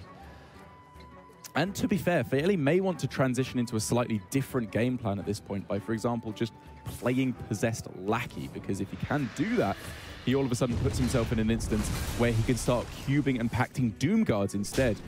He's kind of going down in a completely different line entirely. Yeah, that's it. Clearing off so all many the choices pressure. there. Yeah, and just going for aggression instead. It was hard to have that turn look bad, but what was complex about the turn was he had loads of different routes to pick. And the route he picked was involving, well, I'm going to sort of fight back and make you waste resources in defense. Mm-hmm. And as long as Furyhunter's cleaning things up with a weapon, he's not hurting you. So a pretty decent opportunity, it looks like, for Faeli to go with potentially the Mountain Shine on this turn. Yes. You're protected by taunts against the like of the Gorehell, obviously, and a little bit of extra damage. And there is obviously no Shield Slam available without a little bit of extra assistance on this turn, maybe through the likes of a Shield Block as well. But at the same time, Faeli doesn't necessarily have to go super aggressive at the moment. It feels to me like inevitability is on his side for the moment, because he can just stop drawing pretty soon, go for Gul'dan, hero power every single turn, and probably just outvalue the opponent's hero power, even though he doesn't even have to play an odd or even variant of the deck. I think the crux of this entire turn is, how do I want to use my Spirit Singer? It's so good in this hand right now on turns 9 or turn 10. It is. I think the whole plan would have started with, what do I want to do with that? And then that eliminates cards that you couldn't play this turn, so you sort of end up with, okay, if I'm going to use it with the Lackey or the Cube, I have to play a Giant this turn. Because in 2 turns' time, this Spirit Singer is just going to go insane. And a very difficult decision here for Furyhunter, as obviously in the later stages of the game, for his sake, he kind of hopes that Reckless Flurry will be useless because he'll have so much armor. So on this turn, I'm sure he'll be very heavily considering Hero Power Reckless Flurry to clear off the board as he does line that up, because it has the double benefit of using the Reckless Flurry while it's even a little bit good and denying Cube and Faceless from being impactful. What a shambles of a Discover. Yeah, that's a bit of gubbins. Everybody's stealing my words today. They're my words. That's just an English dictionary. All those words are mine and nobody else can use them. It's okay, I don't use many of them anyway. Only about 50 or so. All right, Faeli back into the situation. Now, again, I do feel that the whole difficulty of what he's doing is just, how do I use my Spirit Singer? Sometimes it's a distraction. Sometimes you just forget about it and win without it. But in this situation, I feel that the extra value is nice for him. Could have done with a Beetle, is what he could have done with. So, is Dark Pact okay here?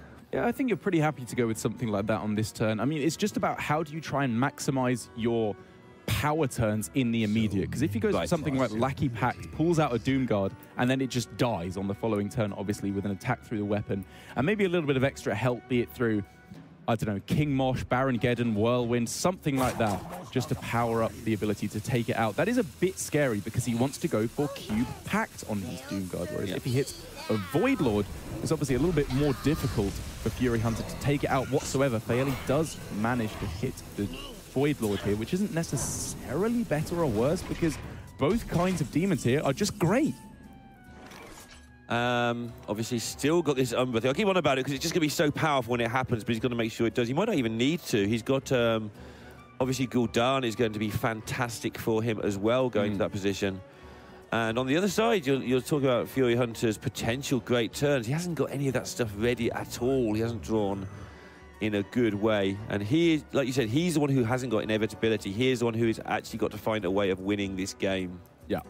And Furyhunter has a fair few tricks up his sleeve in his deck. He obviously has the ability for Whirlwind into King Mosh, which is the ability to clear off an entire board whilst also putting forward a huge threat of his own. He's got BGH knocking about in there, I believe, to maybe take out a Giant at a later point. So if Faeli doesn't keep these things in mind, it could be the case that he starts to open himself up to the outside possibilities of Furyhunter taking too much tempo in this mid stage of the game, especially while Furyhunter still has a respectable amount of damage here. He is still pretty powerful with the Owl to push forward all this damage afterwards. And one thing we have seen that I guess has gone unsaid in this meta to some degree is there is the opportunity to slowly come back into games if your opponent sort of dilly-dallies.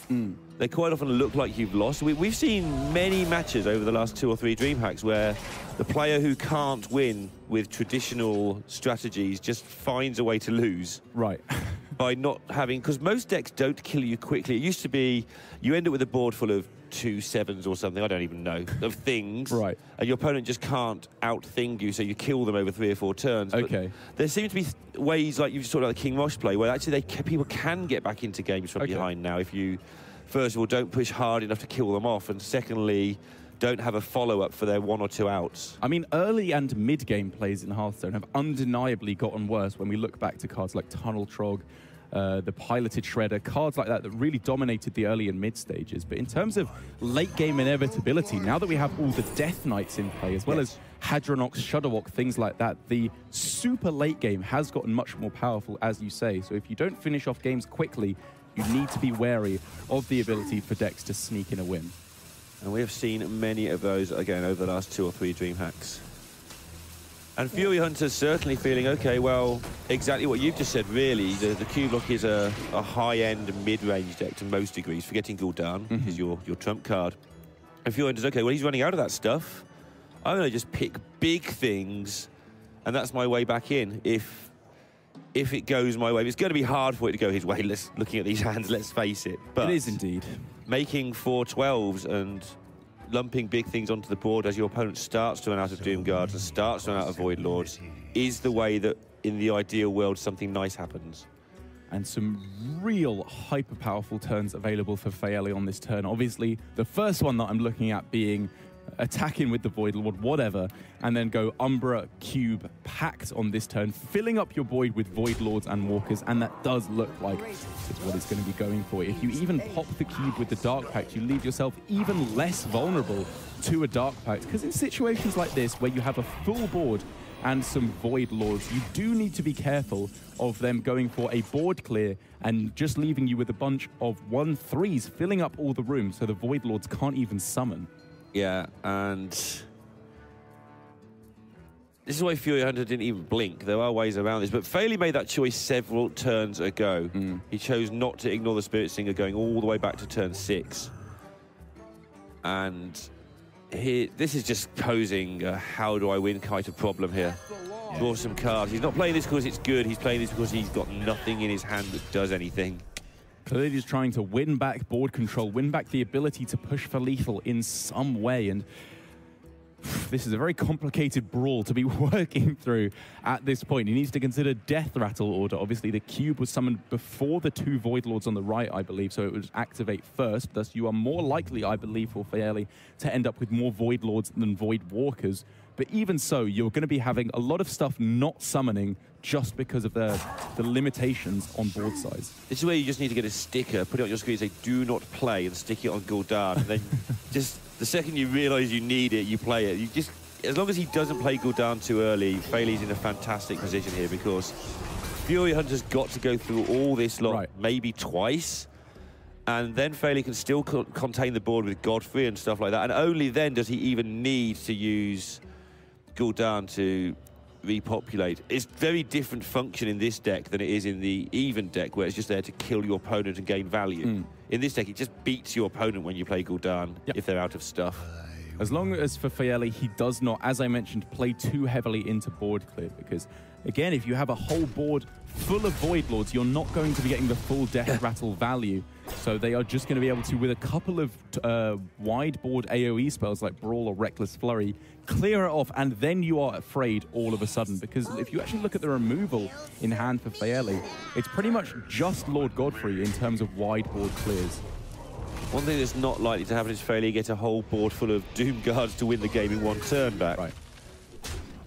But actually, we've been talking about how Furyhunter can try and wrestle back into this. Faeli's going for a winning push right now. The board is starting to crumble too fast for Furyhunter. I think this is pretty spot on from Faeli. It means even if there's a board clear now, which there's no guarantee, there's a refill in Gul'dan. Even if there's a board clear for that, which there's no guarantee, you're then forcing Furyhunter to go for hero power every single turn because you start with the Gul'dan hero power. You lower their health total so much to the point where they have to play super defensively in this scenario. And with Furyhunter going with the super expensive cards off the Stonehill, I believe taking Giant Mastodon and Sleepy Dragon as his two options, both of which obviously stop him from going for hero power, Furyhunter will be super susceptible to the Gul'dan hero power if he doesn't massively shift his game plan. Yeah, and it's all right talking about shifting his game plan, but first of all, he's got to not die immediately. Right. And this is what we were talking about the speed of killing people. Oops. Well, I was hoping it would be a Despicable Dreadlord. I mean, yes, well, he's just running out of time. And you highlighted this in the intro, that Furyhunter just sometimes hasn't got the time to do all the very clever things he's trying to do. And he has pushed this. I am sure this is not exactly what he had planned. And he just played the Brawl, of course, the rope ran out. He was going to play the Brawl, but the setup didn't seem 100%. I think this is pretty close to what he had planned. Like, Whirlwind would obviously really have only killed off his own Harrison there, so pretty much everything he could have done there, I think. Okay.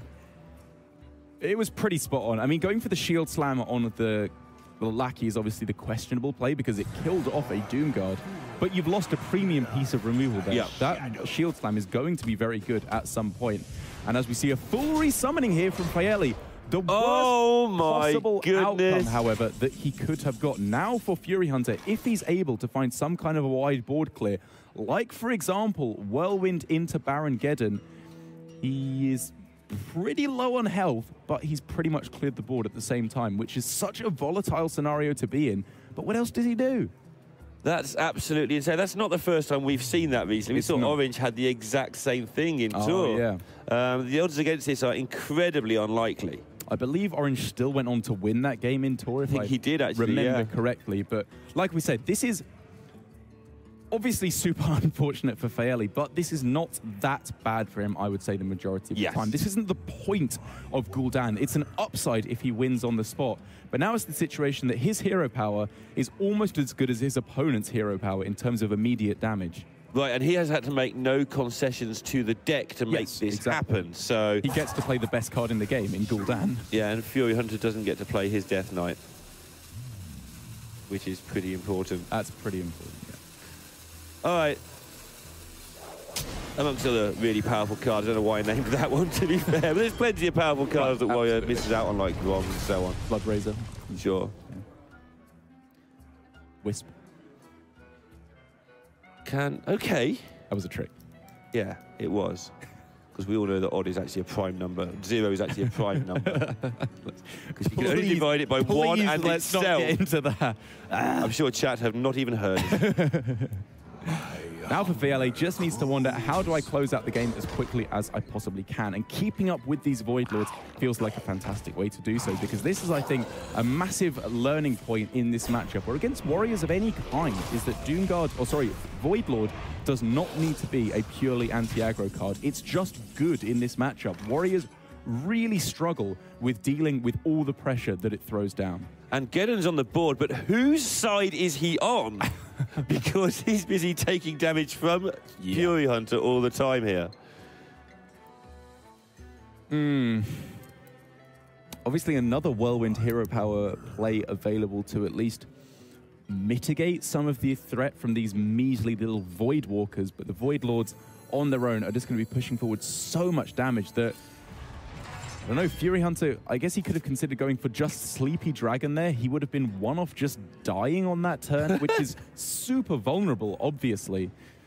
Yeah, doesn't feel great. I've seen dogs stabilize with deck very similar to this a couple of times in some incredibly precarious positions, but okay. Furyhunter, you can see how you could stabilize. I don't think he's going to in this game, but you can definitely see how, if this deck turns the corner, it just runs away with the armor. But it's just not happening because Gul'dan's down and this is now board just wide. Yeah. Geddon's killing you. 6, 9, 12. And like you said, from Furyhunter, although he could have possibly turned this around and solidified his position. Oh, yeah, sorry. This is not off the board. just dead yet, but it's so close. We need charged taunt minions is what we need. Come on, Stonehill, find a charged taunt minion. But I mean, the main talking point here, I think, for Furyhunter is if... Go ahead, Neil. I was just looking at whether he can face the Geddon. I was looking at that as well. I don't think it pushes you to lethal on this turn. You're still 2 off. And then your opponent could sacrifice their own Baron Geddon. I guess yours might survive. Well, yours blows up turn. theirs, and then you've got another one. They've got to kill it. That'd be so funny.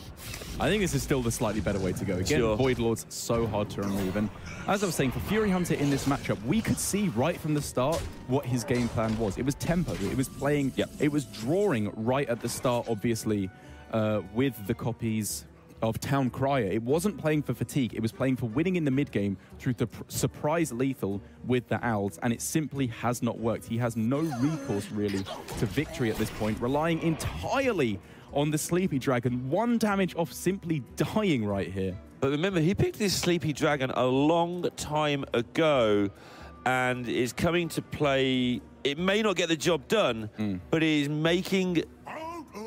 It's just showing how good a pick that was, because it's doing this job, and if he does somehow stabilize, you can see how this would have won him the game in slightly different situations. It's true. It's true. It was definitely, I think, probably the right pick. I believe it was up against a Direhorn Hatchling, which would have allowed him to sneak in a hero power as well. Maybe upgraded the power of his deck, obviously, with the Direhorn Matriarch would also have been a very good draw.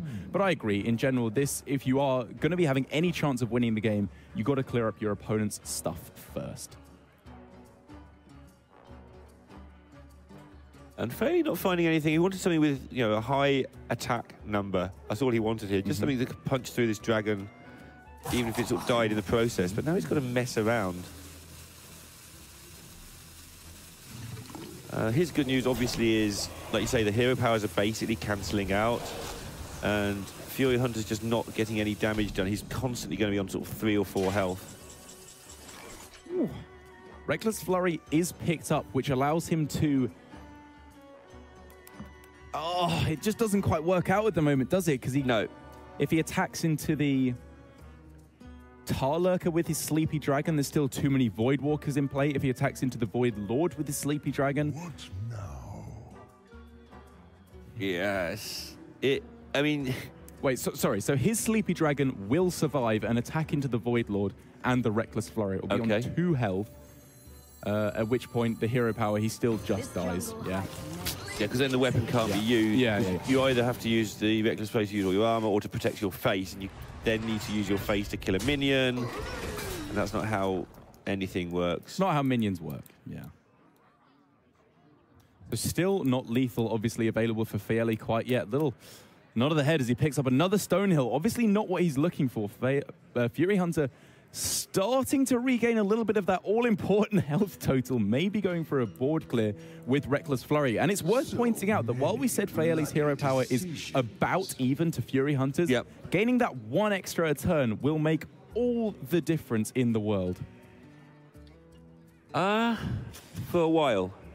When they get into fatigue, Faeli's hero power is worth 6, around. and Furyhunter's is worth 4, so... Furyhunter's got some big old threats. Yeah, it will give him some time. It definitely will give him some time to maybe get one. He doesn't need those threats to connect many times. This is certainly not over, incredibly. But it is really close to over. Yeah, it's very much looking like this could just be too much damage coming through. However, an attack in once again, this could be... Now with the Owl as well, staying 1 damage off dying again if he wants to go for the Reckless Flurry. You can silence the Void Lord, attack into the Tar Lurker with your Elise Starseeker. And actually, that's a lot of stuff dealt with then. I mean, that's everything dealt with then, at least in terms of board at the moment. I think I'm correct in saying that as well. But then it becomes really difficult for you to land your minions, because Faeli's going to go into a totally different mode where he just goes Doomsayer, Doomsayer. Yeah. Kill some time, right. ping you a couple of times. But then I know Furyhunter's gaining a healthy He's turn gaining health, those. exactly, yeah. Doomsayer doesn't quite do what you want it to. You need to go for Stonehill Defender, try and push that one tiny bit of extra damage, because Stonehill Defender on its own will pretty much just solo Furyhunter if you can't find the time to stick a decent minion. And yeah, even just that, anything at all that you can stick on the board is all the damage you're going to need. Can't face tank it, he's got to block it. There's no way of dealing with this completely ridiculous minion. If he plays Mountain Giant, however, somehow Mountain Giant is less of a threat to Furyhunter than this Kobold Librarian is because of that copy of BGH. And Faeli has to realize this. It's an open deck format. We're getting closer and closer to fatigue. The Stonehill Defender fitting in the hero power as well. It just has to be better in this scenario. Kobold's coming for the candle, man. Doesn't need any of these giants blocking out the light. He's just going to go in there and take it. Oh, I think Faeli's wondering whether to play the Stonehill or whether to play it side by side, maybe with a Doomsayer at some point. Because you play it next to a Doomsayer, if they don't kill it, then you... Oh! By going for the Mountain Giant, he doesn't fit in the hero power on this turn. Oh my goodness. Furyhunter can stay alive. He could even play the Darius Crowley if he wanted to on this turn, still surviving, obviously, at 1 health. Faeli, by playing the Mountain Giant, looks like he might have given away the potential for instant lethal there. Obviously, the Darius would have dealt with the 2-1 as it happens. But you could have played Stonehill in the way. Yeah, exactly. And somewhere, Sottle has gained another sub. Wow. Missing out the hero power seems not fun at this point. I've got the beast in my sight. And it's just so weak to BGH. Why? But also, in response to that, it means that Furyhunter can't use his hero power because the way of dealing with it costs so much mana. But Faeli... That's a board clear this turn, but it's not a charge that goes through to face. You can obviously go Hero Power Darius, Defile, Stonehill Defender, and then maybe play whatever you get if it comes out and it's cheap enough. This is so unbelievably close. I'm pretty sure that the giant thing is not fun there. You just play the Stonehill and... I was looking the same way. Yeah. Yeah. And Furyhunter himself, however, has to be getting close to fatigue. And once we do enter the fatigue scenario, once the Warlock actually starts healing with their hero power, then it becomes better than the Warrior's hero power, because you're effectively doing 6 damage and healing with obviously the 3 damage to your opponent, 3 to yourself. Overall, in terms of net gain, it becomes a little bit more valuable. Although the Doomsayers don't look like they do anything, they both heal for 7, but the first one actually heals for more than 7, because not only do they have to... So you play them both together and kill something, or you play one at a time and your opponent can't tempo out more minions. So Furyhunter here, clearly in this scenario, looking to stick a board in which, oh man, he can just play the Felguard on the following turn, and this is so close. The King Mosh cannot be played on this turn with the hero power, which would allow for a full board clear. The only play for Furyhunter, go face, hero power pass. And then for Faeli, he has to play what? Felguard hero power And then does Furyhunter just lose? He's got the giant taunt in the way he can throw down. Yeah, we need to know how many cards Furyhunter has got left to be able to count this one up. Yeah. 3 cards left. That's quite a lot. Faeli probably needed to space out those Doomsayers a bit better, but then he was never going to kill it because now Furyhunter is going to get some stuff. He's going to play some stuff. Oh, he's got Tyrantus! Sunkeeper Tarim. Beating up on Faeli. But he can never play Tyrantus. Oh, yeah, I guess so. He has to press the magic button each and every turn or bad things will happen. He can go like Devil Saw Hero Power into Charge Devil Saw into Crackling Razor, or maybe for like Wind Fury or something like that. I mean, obviously on this turn, we're looking at some kind of a taunt plus a hero power, be it through Tarim, unlikely, or the Daihon Matriarch, which I like a lot more here. Faeli cannot attack through to face. Yeah, ever again, basically. Yeah. And all his play involves, I ping you, I ping you, I ping you. And with all those penguins, he's just never going to win.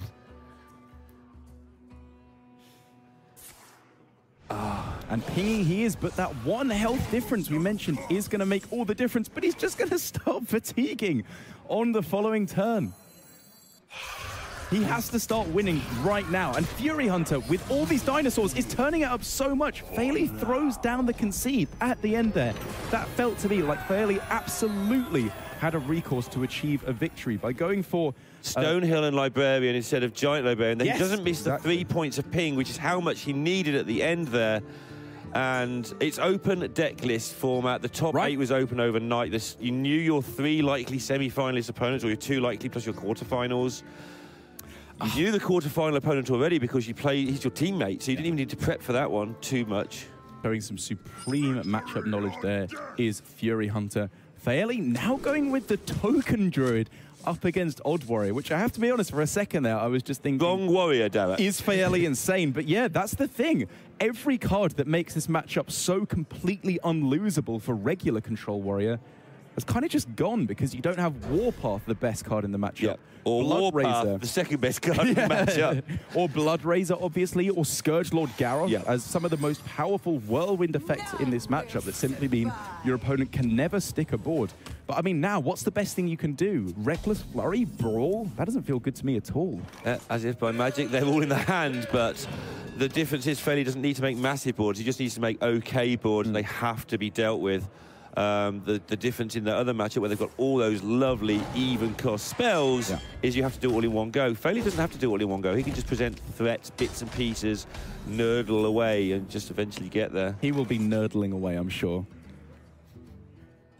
And for Furyhunter, I suppose, now that I think about it for a little bit longer and take a look at the deck list, he's got a few tricks up his sleeve that he can definitely pull, which, you know, is what kept him in the game in the last series. Very small plays that maximized his advantage. And it will be things, I believe, like in the later stages of the game, Whirlwind into Brawl to clear up a board, or Whirlwind into Reckless Flurry, double Reckless Flurry, something like that. Or obviously that would destroy your armor, but Reckless Flurry, Hero Power, Reckless Flurry, something like that, just to be able to go for the double board clear that you need to have if you're going to clear off boards like the main one being Whispering Woods into Soul of the Forest. It will be interesting to see how hard Furyhunter prioritizes armor in this as well.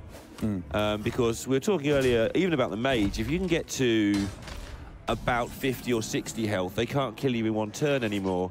And then you can, we just saw, if you don't die, you win. Okay. So you can buy yourself a turn if you prioritize armor early on before they're playing their stuff. That's fair. And kill their board over 2 turns, perhaps. That's a good point, yeah, because that's where big Spell Mage obviously really suffers in this matchup, is apart from Blizzard Coin Dragon's Fury or double Dragon's Fury, you literally cannot clear off 2 boards in one turn. You don't have the mana to do so, or I suppose in true Hunt Race fashion, double Abomination if you're a god with the Stone And if your Bolt. opponent plays it horrendously. Yeah, I suppose so. But for Furyhunter in this instance, there's a few more ways he could get a double board clear, which would be very important indeed. As Faeli's starting to get a respectable hand, you know, he hasn't had the true power plays he wanted at the start with things like Wild Growth into Nourish, into all that nonsense with UI, but it's a good enough way to get moving. Mind control tech. Just reminding me there for a minute of the good old days when he was trying to steal a Void Lord and it looked like that was his only out. Yeah. And suddenly here he is, having already emerged victorious. Victorious? The 1-3 he stole obviously did the job. Yeah. What now? Bit of a weird one here for Furyhunter, because obviously the rush minion he has in the Rabid Worgen just kind of sucks. It doesn't trade in a way that he wants to at all. I mean, all of his minions suck here. None of these trades. That's why no one plays this deck. A fair point. In the early game, I mean, these are anti-aggro cards, isn't it? This is so you can trade into Diamol or Hench Clan Thug or something like that to survive, because this is what you play to survive in the early game. These are your removal spells in the form of rush minions. But against bigger minions, against mid-range decks like the Token Druid, that's when you start to suffer a lot more heavily. And this isn't just a case of how do I mechanically play this turn. This is a whole, with this hand, who's trying to kill who, how do I defend, how do I attack, which is my better option in terms of complete strategy here, let alone this one turn.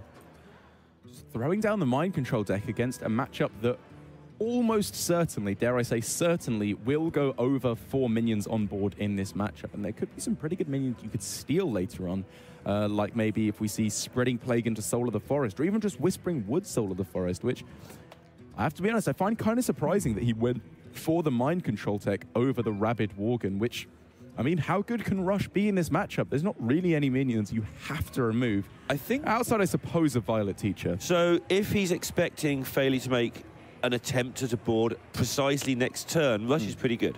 Okay. Or in the next 2 turns, maybe. And I think what he's trying to do is create himself an extra removal spell just by having the board. Who cares what's on the board? And if you're trying to do it that way, you want the Rush minion in your hand so it can kill another thing when it comes into play. Obviously, though, your argument is valid that MC Tech just steals one of those minions. You don't need to rush into it then. I guess the thinking is then, though, that if Faeli goes for Whispering Wood, Soul of the Forest, and you're spending 3 whole of your mana on just an MC tech, like, you ever win anyway when you want to be going for Whirlwind, Reckless Flurry, or something like that. I imagine Faeli probably fairly happy if we do actually see from Furyhunter a mind control tech into a wide board, which I guess in that scenario I can see Furyhunter's reasoning a little bit more. Yeah, only fools rush in. So, Faeli just going to have to deal with this board and go wide enough to start making that. You can see the plan here from Furyhunter is this: I'm going to use my minions as removal spells. Yes. And that's what you have to do, because some of the premium removal spells have just been lost in the odd variant. You can't play Execute. A lot of the good weapons like Blood Razor or the weapon from Scourge Lord Garrosh itself, Shadowmourne, is simply gone.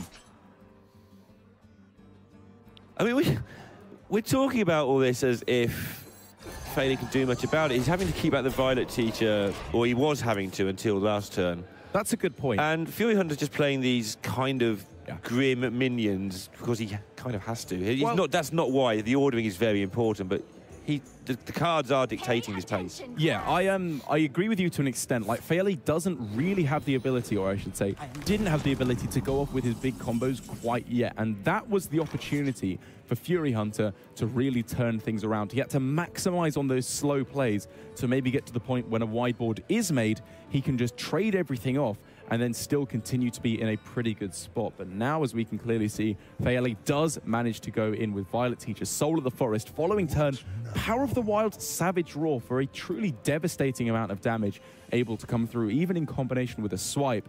Furyhunter has to do something pretty impressive right now, lest he just take way too much damage, lose all of his board control, and have to find some pretty staggering ways to clear the board. I mean, Baron-Geddon is good in that regard if you can do enough, but it's going to use all your mana and your trades don't work. They don't do anything. He can only kill the 1/2 Scarab. It just doesn't help you at all. And nothing else is everything else is even worse. So just making sure he doesn't die.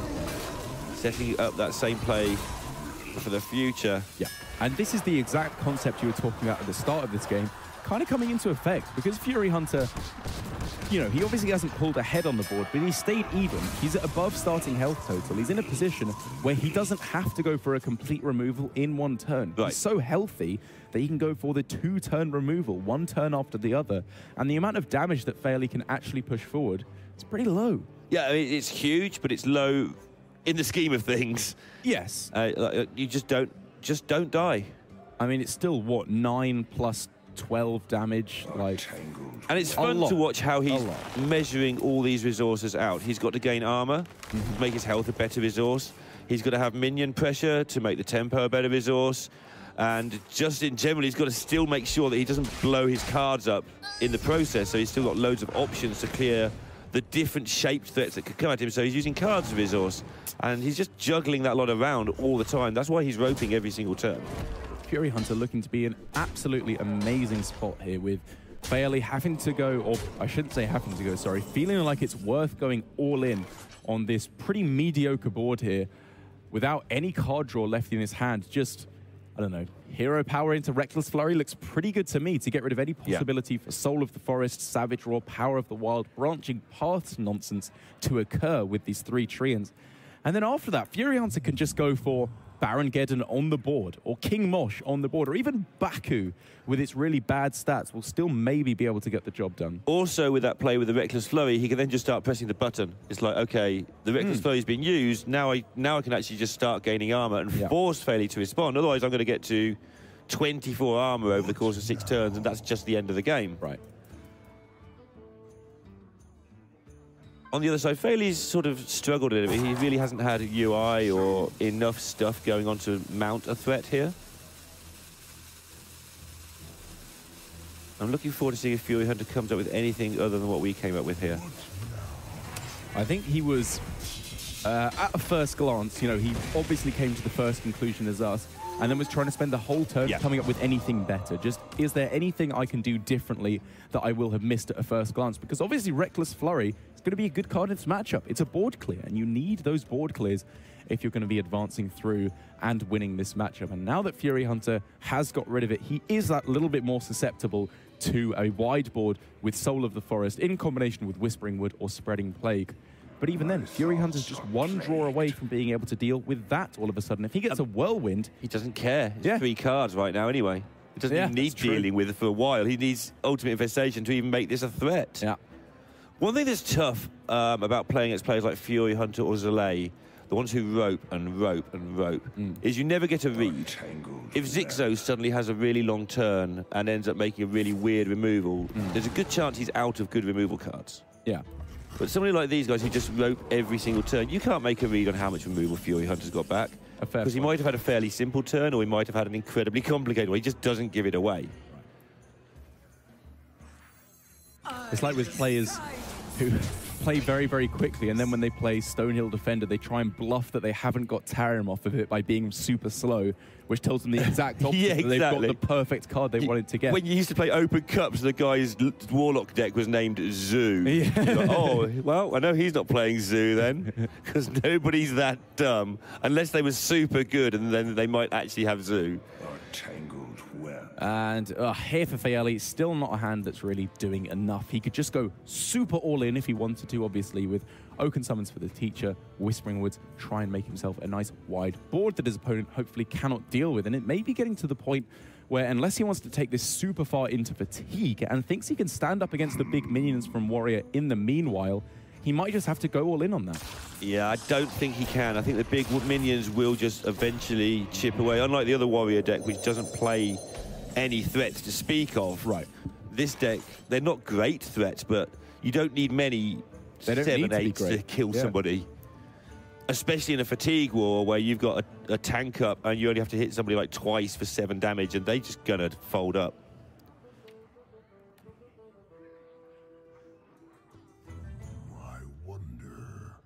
So now for Furyhunter, it's just how does he want to best do this? We could see, I don't know, Whirlwind Baron Geddon, I think, would clear off the board completely, obviously in combination with a double attack. Baku and Al, which it looks like is what he's going to be going for. Maybe you don't even need to go for the Whirlwind. You're only clearing up a 1/1 there, so yeah, why even bother? Basically nothing left on this board at all. And again, as we mentioned, these big minions for Furyhunter just going to be shredding through anything Faeli can do. Yeah, and obviously keeping it under the control all the time. He's doing that aforementioned shredding, and you just don't need more than this. Furyhunter has the Mosh and the Whirlwind under his... He's just got everything he needs. He hasn't got everything he needs. He hasn't got a really big backup minion, or at least or something, but he is fine. All right, Neil, I've done some sleuthing, some thinking back to the past, and I think I might have found the key term that I disagree with from Faeli in this example, which I may be being slightly results-oriented here, so feel free to shout at me if I am. But Faeli on turn 5, or around that turn, went for Nourish for Ramp, I believe. On a hand that he had no card draw in. He didn't even have something like a Branching Path to start drawing through his deck.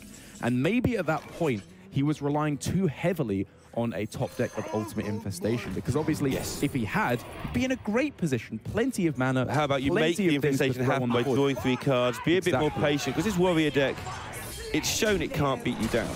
Yeah. But it's going to now because you've got no cards. Exactly, but if you'd had a reasonably good hand whatsoever, it doesn't matter whether you have 2 more mana crystals, get to the UI 2 turns early, because you're just so far behind at that point. Yeah, as much as I hate to admit it, that's good sleuthing. We've seen other players in very similar spots, actually, against slower matchups. And in general, I think drawing the cards, if your hand is bad, is correct. You don't have to hurry. Might just be in the nick of time. It feels like it's too late now, but Infestation has turned up. Funny things happen when you draw 5 cards. Yeah, obviously, if we saw Ultimate Infestation into, I don't know, double Arcane Tyrant, something like that, maybe you could push forward an offensive enough board to draw out a Brawl, and then go for something like Whispering Woods into Soul of the Forest, and that could maybe be enough damage or enough of a threat on the board to push enough damage to close out the game. But it has to come so quickly. There's going to be a Lich King, for blooming sake, on the next turn, which Furyhunter will be using to close out the game as quickly as he possibly can. And it does make you wonder if your instincts mess up a little bit. I mean, yours nearly at the very first turn of the game is like, oh, oh no, it's not this. Right. I wonder if Faeli sort of at the back of his mind, his subconscious is like, oh, well, I've got to hurry them against Warrior. I've got to kill them quick. Well, actually, it's nice to kill them quick, because this deck has very few answers if you do. Yeah. But also, this mess has only come about in the last 3 or 4 turns. That Ultimate Infestation's about 3 cards too late, which is about where the Nourish would have got him. I think he could have taken his time. I like Sleuth at Darrett. Thank you, Neil. You can be my Dr. Watson if you wish. Watson? You Watson? You Watson? That would be my response to everything that you said. So yeah, that sounds like a fair place to be. And here, with the pickup of anti-magic shell off the Lich King as well, you can just push your advantage to the absolute extremes if you want to. Really lock up the board here. And I suppose you are maybe making yourself a little bit vulnerable to a Spreading Plague here, which in combination with Soul of the Forest is relatively scary, actually. But you're pushing forward so much damage in the meanwhile. Furyhunter considers so many things. I like these players. As he should. Like, sorry, you can't close your eyes here and just blindly throw down cards, because Furyhunter is not out of the woods yet. Faeli's just played Ultimate Infestation, drawn a whole bunch of cards. His combos are finally starting to actually be activated. Yeah, but also in that time, Furyhunter has just managed to get so much going on to defend. This is what I was talking about earlier, is get this wide board. Furyhunter was trying to do it from turn 4, turn 5. Get this wide board and just use it as bonus removal, because you haven't got enough real removal because you're playing all odd-numbered cards. Right. And now even an Ultimate Infestation, even a Spreading Plague is looking a little bit sketchy for Faeli, because with Furyhunter, Silence off of the Owl, Frostmourne as well to take out another one of them, which is, again, another fantastic card to be getting off of the Lich King in this scenario. It looks like Furyhunter has found the perfect time to prey on Faeli's lack of card draw, lack of ability to actually throw down stuff onto the board, to a position where he might just be able to win. Furyhunter definitely plays better when he sleeps. There's no doubt in my mind at this point. A fair assessment. Because I play exactly the same whether I sleep or not. As I think here, Owl, attack with the Frostmourne, double attack, 13 damage. Okay. Bosh, 13 rip, yeah. It looks that way to me. Furyhunter just double, triple, quadruple checking. Yeah, I think you're right. Unless he's going to make a complete mockery of you by you saying you think he plays better when he sleeps, and then he just lethal. Hits himself in the face. 10-10 spins around or something and hits him in the face as well. No. As it's starting to get to the point where he's counting for a little bit longer than I would find comfortable. Have we missed some armor gain or something in here? I don't think so. There's 10 and a 3 on the board. There's 2 5s that kill 1 5. There's 2 5 attack minions that kill 1 5 minions. Is there the mana available? Oh, no, please tell me he sees it. What? No! In the audience, scream if we were right and that was Miss Lethal. Yeah, okay, there we go. someone somewhere, Janos, can now come out of his hiding place. Oh, it isn't no. just the sleep that causes it. Furyhunter, what are you doing to us, man? Whoa. That's one way to clear the board, Faeli. Derek is like not entirely impressed with that particular Hearthstone play, is the way I can word his face right now. No. Can somebody send for a backup caster, please? Yeah. Derek's about to walk off the set. Well, no, I feel like I don't have faith in myself here. It seems so obvious. Yeah, I agree. It's entirely possible that we can't count. It was lethal, though. It was. You equip Frostmourne, you go for the silence, you attack everything to face. That was Furyhunter's ability to win the game, and he was playing it so nicely up until this point. I think he was perfectly dominating on the board when he needed to, saving the board clears when was necessary. Faeli not drawing enough cards, put himself in a position where he was vulnerable to that exact play, and Furyhunter has just thrown away that advantage. My turn. that LeBron picture. What? What are you doing? I don't think Faeli knows what's going on. He doesn't know about the silence, but yeah. I mean, there's still, what, Whirlwind Mosh, which puts a massive minion on the board. Let's get back to this game of Hearthstone taking place. Sure. And this is twice now today, as Furyhunter does manage to take the game, where he has won a game that he massively messed up at the end. We saw earlier on today when he was playing Token Druid, he did not play correctly with Spreading Plague, missing a pretty obvious play and going for a scenario. Now you can just throw it out there so much more easily than before, because the meta just doesn't have those sweeps going on. Exactly. Unless you're against a deck that's specifically saving an answer for it, like maybe a Control Warrior or something like that, you're generally very safe just to throw it down. As Faeli here, I mean, has a hand that I would imagine you just want to be getting entirely rid of. The Skulking Geist can get rid of Whirlwinds and Shield Slams, which obviously Whirlwind into King Mosh is something you would kind of want to get rid of, because that could be a potential answer for your Alana. But keeping both Dragon's Fury and Skulking Geist is something I find quite surprising in this matchup, because as I highlighted, you are just looking for the Frostlit Jaina as your primary card in any kind of control matchup. But having said that, maybe for Faeli, he knows that Furyhunter's main recourse to victory is aggression. It's just curving out with Town Criers, Rabid Worgans, Darius Crowley, as well as the Direhorn Hatchling we see in hand as well. So having a safety net of the Dragon's Fury is maybe what he needs to feel safe. They don't feel synergetic as a keep. I think keeping one or the other, I'd happily argue that that's okay if you wanted to twist my arm. Keeping both, what are you going to do? Dragon's Fury and then play... It feels like you're not sure which plan you're going for. But then this is a deck that... The Odd Warrior is a deck that doesn't always tell you its plan. So maybe you need two answers. But then, like you say, you've given up half your chances to hit Jaina with that. I think I'd just keep the Fury there. Okay. To give yourself that safety net against that crazy early rush. Just one safety net. But having said that, actually, maybe for Furyhunter, although we saw against the Warlock, he was clearly trying to go very aggressive in the early game, curve out as effectively as possible. Against the Mage, he might have a slightly different avenue to victory, because when your hero power gains you for a turn, and the Mage's upgraded Frostlit Jaina hero power only does anything when there's minions on the board, we could just see not drawing any cards, playing super for fatigue with obviously the copy of Direhorn Hatchling and at least so you need the guys to take those cards out as quickly as possible to go quicker to fatigue. It doesn't matter what the cards are, you're just removing 4 cards from the deck. Let's say 4 cards, let's say he's drawn 1, that's 3. But if you wait till the end of the game, you're only removing 1 or 2. So this is actually okay, I quite like this fatigue now we've talked that through. I quite like it. Kill their stuff, remove their cards from their deck, and go very careful. We will see when he gets Acolytes and stuff whether he's actually on that plan. I'm going to say from Faeli that I understand it. I still don't know if I like it, because Frostlit Jaina is also pivotal in a fatigue game plan. You cannot win without it. One thing I like about observing games like this, where you can see what someone's plan is in sort of control versus control sort of chuckly matches, is you get to see if they're right or not. Because you get to see nearly all the cards drawn, so you get to see, did that plan work? Occasionally somebody gets unlucky, and you can see they got unlucky, but usually we will find out if Faeli's plan is correct here.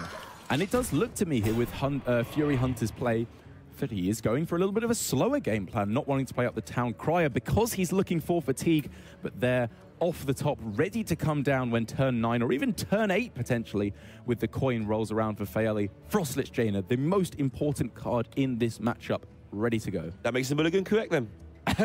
Proved. Not being result-oriented, by the way. Yeah, I'd never be results-orientated with you, Dan. I know you'd hate it completely. But now, I mean, that has, especially with the hand he has, with the aggressive options as well, Faeli's in a fantastic spot to get stuff going here.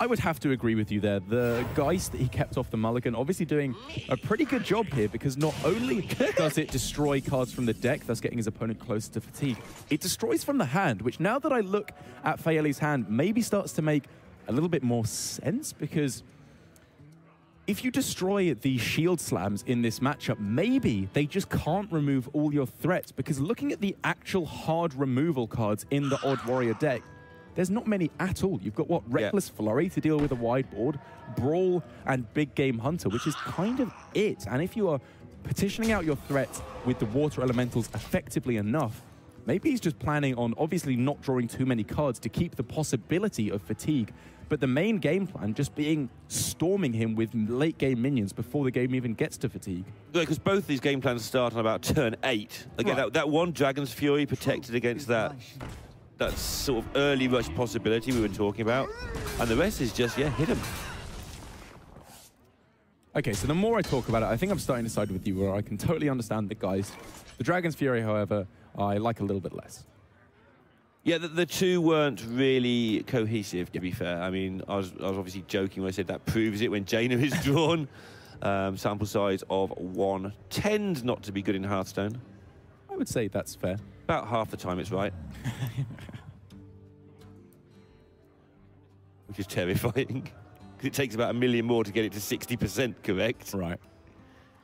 And now Furyhunter has to really start thinking about what his actual game plan is. Right. Does he have the resources, now that Whirlwind and the shield slams have been removed, to deal with all these minions? Can he afford to try and take this into the super late game? Or does he need to make a massive pivot now and maybe start drawing? If he can go for the Town Crier here and hit Darius Crowley, that's a pretty strong minion to just take out the Stonehill, start buffing up, and switch game plans drastically from going for fatigue, armoring up as much as possible, and removing minions just to trying to win the game through board, which the problem he has is we can see Faeli's hand, but Furyhunter might be seeing a handful of Blizzards and Dragon's Furies and Flame Strikes. He might not have any idea what's going on here, except he will think that Dragon's Fury on the left-hand side is Jaina. He will, I would imagine, yeah. Because that's all it can be. Right. So he will correctly know that Jaina is in the hand.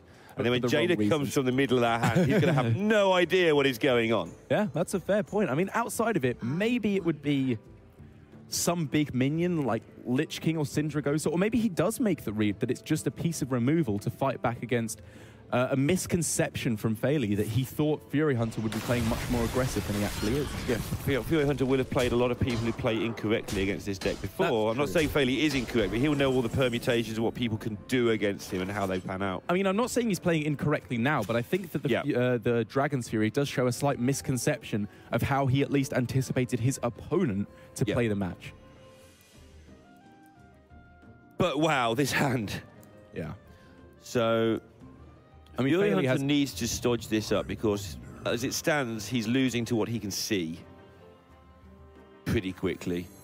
Yeah, he can throw down minions on board, but Faeli, with this many cards in hand, Furyhunter knows he would be so happy to just meteor this Elise, attack through to face, or play a Syndragosa, actually maybe not a Syndragosa because he's got so many cards in hand, but just start throwing stuff onto the board and be very happy to keep pushing this damage through to face. And Furyhunter would love to start gore howling stuff, but he knows he may only get one swing with it.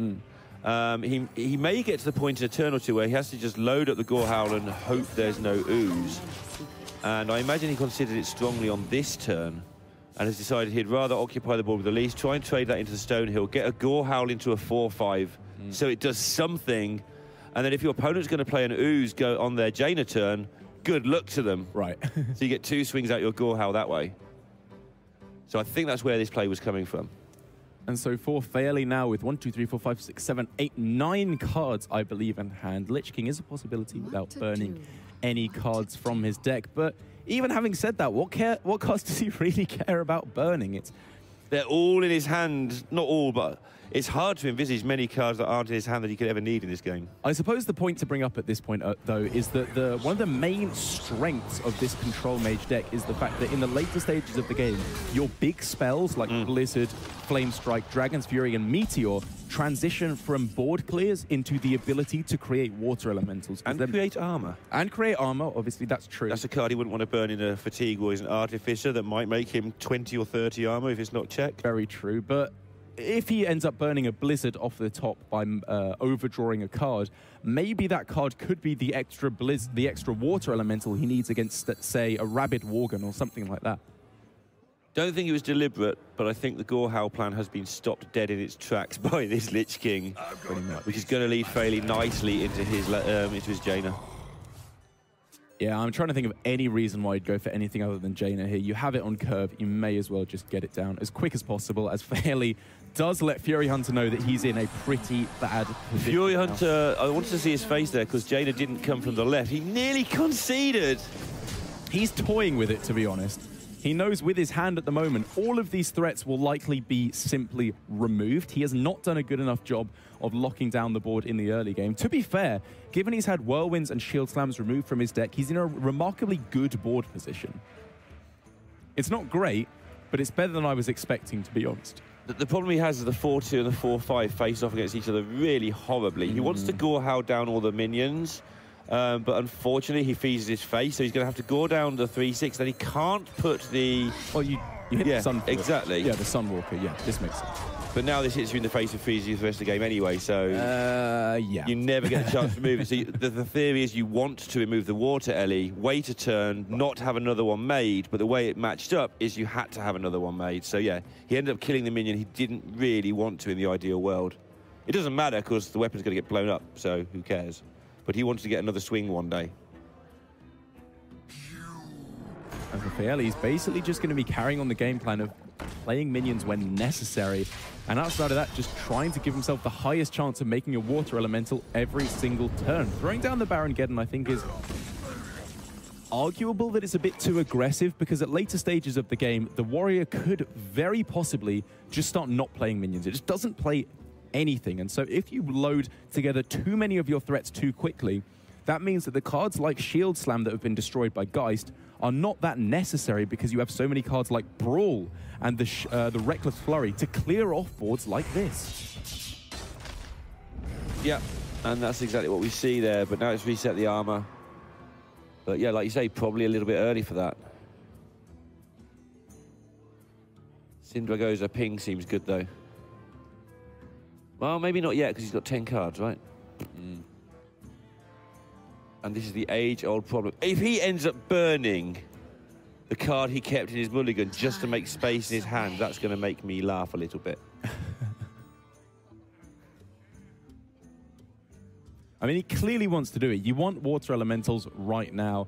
And so maybe on this turn, we just see him go for, I don't know, Doomsayer, Dragon's Fury beforehand, just to try and clear some space from his hand. He obviously doesn't want to draw in this scenario because he is envisaging it could go to Lich King number 2. Lich King, what? This is exactly the card that Hunter Ace could have done with yesterday when he drew Blood Mage Thanos and Millhouse Mana Storm. I was thinking through that, and I think literally the only worst one he could have hit was Nat Pagle. I was going to say, yeah, I was speaking to Hunter Ace about it, and the only one we could come up with was Nat Pagle as well. It's like, literally out of all the legendaries in the game. And now for Furyhunter, obviously, once again, afraid of all this damage coming through, and this is, I don't know, kind of the benefit for Faeli of going for this Sindragosa. He doesn't have to play... Oh. It's probably not as good as it looks, but it's still hilarious. Yeah, it stops in my tracks there. I don't think it's active because of the likes of Raven Familiar, but I mean, two of the most iconic and defining legendaries from Knights of the Frozen Throne. Yeah. They're even in the same decks in place, I'm sure. Spiteful Druid. Time melts away. Nice. We got there. We did. All right, it was in. They were both in Temporary for a little bit.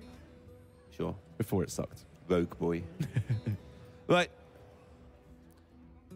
Faeli a wealth of riches here. Now he's just trying to do what you were saying, is not make sure he doesn't go too all in at any one time. I think he was okay to do so before because he had so much to go with, but ooh, Derek's not happy. Well, no, I'm surprised. Like, this is a super all-in play. As you mentioned, he is vulnerable to the likes of, well, basically he's vulnerable to Brawl exactly, and even then, it could still go very well for him. I think for Furyhunter now, what can he actually do? Put up a taunt wall with the likes of, obviously, as we see here, Direhorn, Matriarch, Stonehill Defender. Just hope that that's enough to keep him alive. There's bound to be some pretty strong removal options available to Faeli, however. Yeah, this game's gone really interesting. It's like Faeli seems to be playing on a totally different game plan to the one he's ended up with, but just big things crashing in.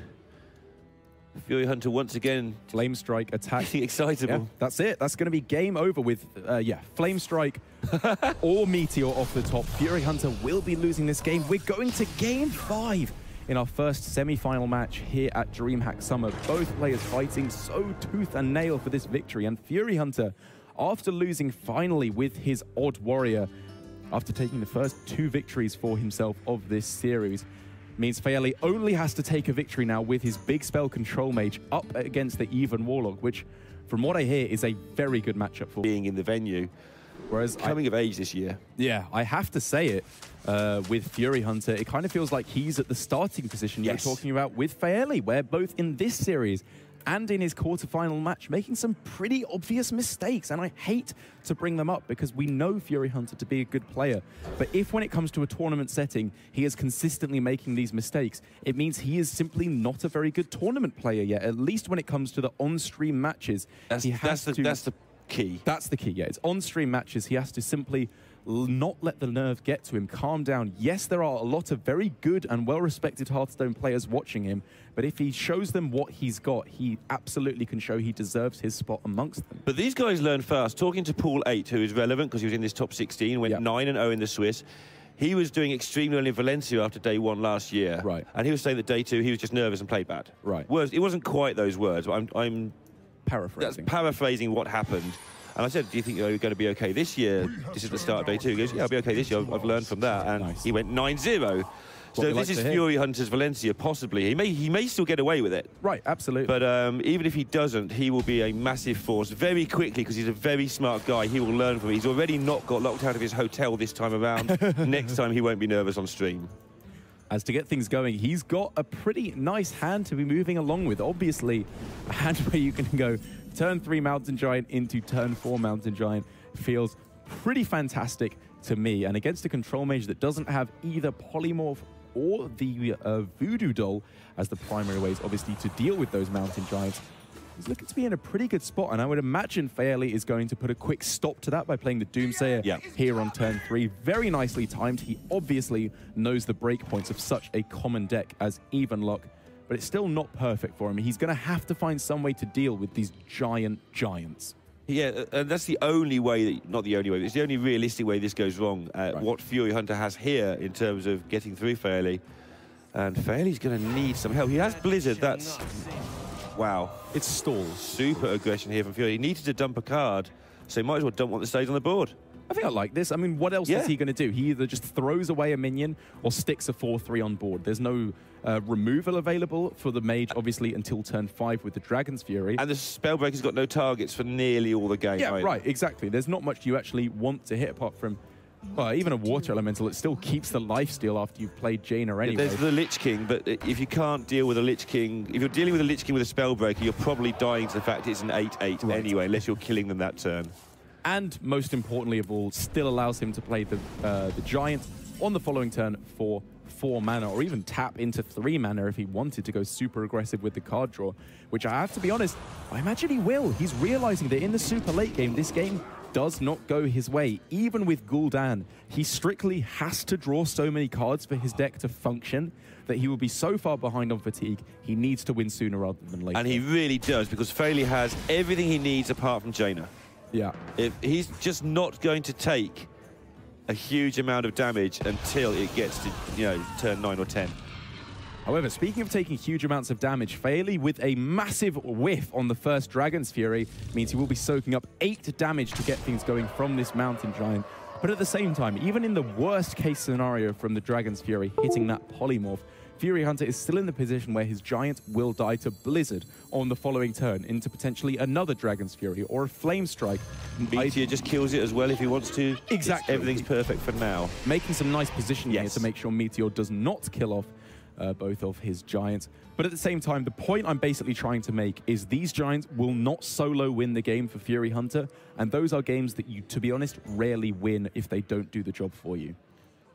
Yeah, getting that one smack to the face could be a big difference maker, though. It's a lot less damage you have to do later on, and you do find ways to sort of get chip damage as the game goes to the end, because sometimes the mage would like to not burn every minion to death and maybe just take 2 for a turn.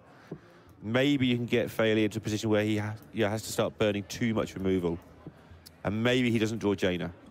Furyhunter here, however, at a surprisingly low health total, which, make no mistake, is a pretty good thing for him. He is under no pressure whatsoever from the mage. So the ability for him to get down to less than 15 health, so through his super aggressive tapping, is very nice indeed, because his Hooked Reavers will start to be active. And in the meanwhile, he can silence off this Giant here and push forward huge amounts of damage on this turn. Yeah. The first Spellbreaker already used to get rid of the Doomsayer to make this sort of start, and then just getting 8 more damage to the second one.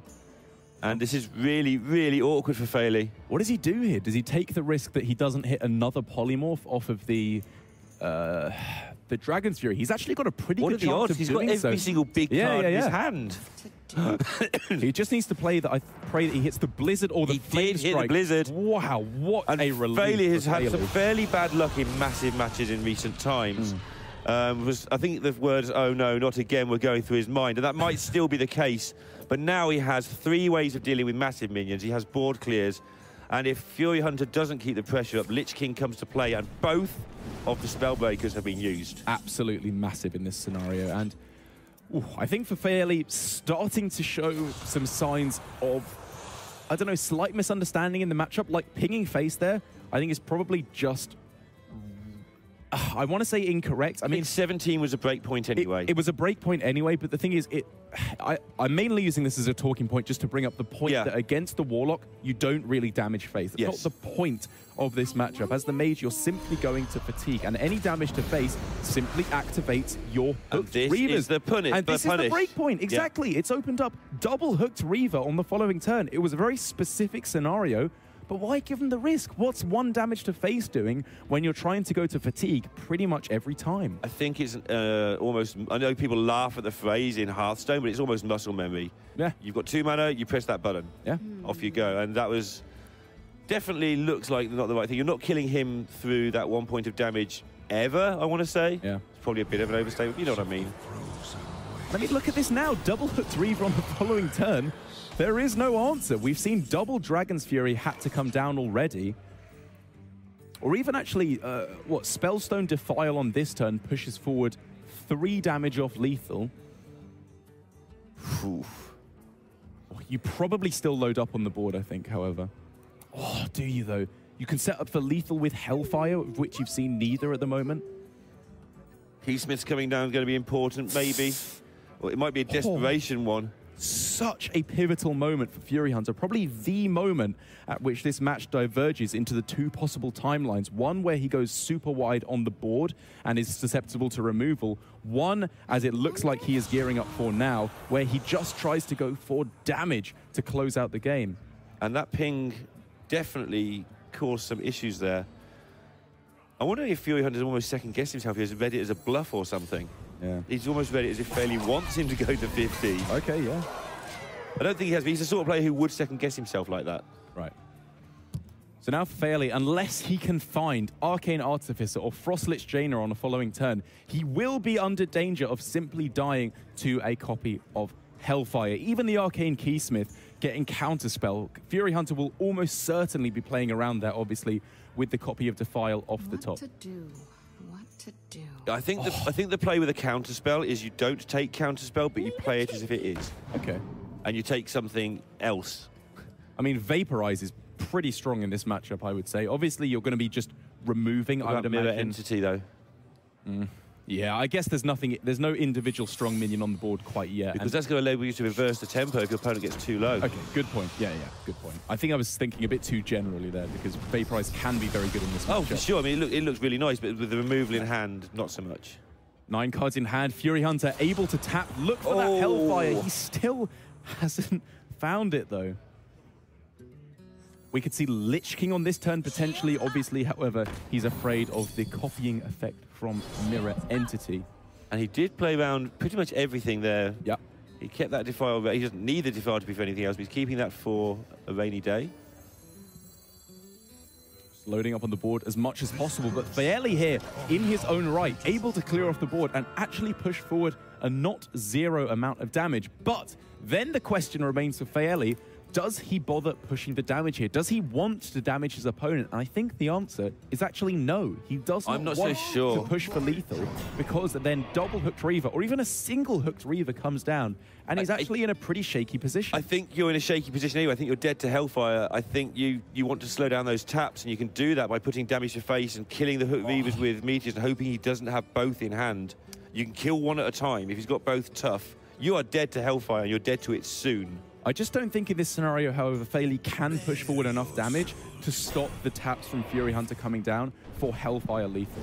Can get next turn, if he survives, up to 4 with this lifesteal. He's picked it to get out of range. There's the Hellfire! Unbelievable. Right at the last hurdle, Furyhunter has got his final... He's got the spot in the finals here at DreamHack Summer. I am absolutely speechless after that series. Lineup, do they both have the even Warlock as well? Yes, I believe they both do. And looking at the lineup, or the ban, I should say, sorry, for Penhadani of getting rid of the Warrior, I think the reasoning there is trifold in that, 1, Furyhunter is really blooming good at this deck, as we've consistently seen.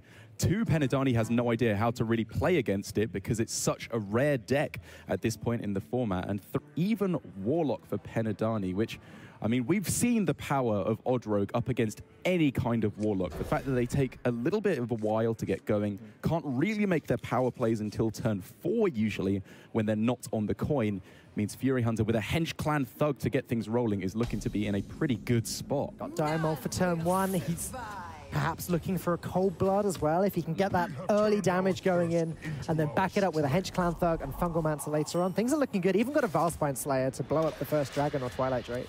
Things are looking pretty good, I will agree with you there, but Penhadani in his own right got a pretty respectable hand to be moving along with. Got the removal you want in the form of Hellfire and Defile, which is far from a guaranteed board clear against what the Rogue is throwing down. It's not like the likes of, I don't know, old school even Paladin, where this would usually give you a complete board clear every time, because in this Rogue deck, you've got Divine Shields with the Argent Squire, you've got 4/4 Hench Clan Thugs, which will obviously be growing every single turn. So for Furyhunter, it's not like he just has to close his eyes and pray the removal isn't there. If played correctly, I think he should be able to maneuver the health totals on his minions, sequence them correctly to the point where he can dodge the real power removal turns from Penhadani. Acidic Swamp Ooze is a very great tool for Penhadani to have, though, as the most likely play from Furyhunter this turn would usually be the dagger up into the Hench Clan on turn 3. Penhadani using his Acidic Swamp Ooze to essentially negate this turn entirely, whilst also squeezing in a tap, would slow down Furyhunter significantly. He's hesitating, though. Yeah, there's a lot to consider here already. The main things, as you mentioned, are Ooze, Hellfire, and I would add Doomsayer into the mix as well. And basically, those 3 things he has to consider will decide whether he goes for Coin Thug or just for the dagger.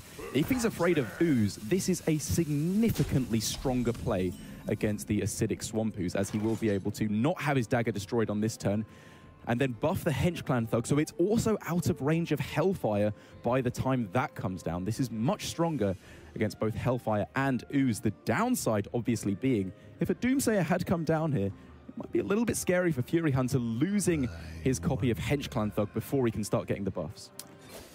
Or he would actually have been able to clear it off anyway, so it's better against all of them. However, Vulgar Homunculus is a bit of a roadblock there, as Furyhunter's weapon and Diamol alone will not be enough to clear this.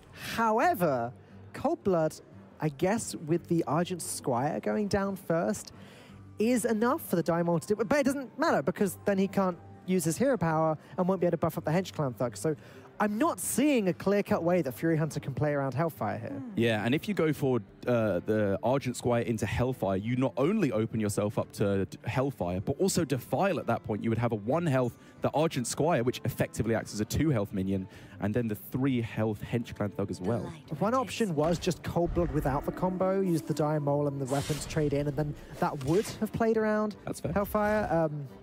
But Furyhunter goes with this play instead.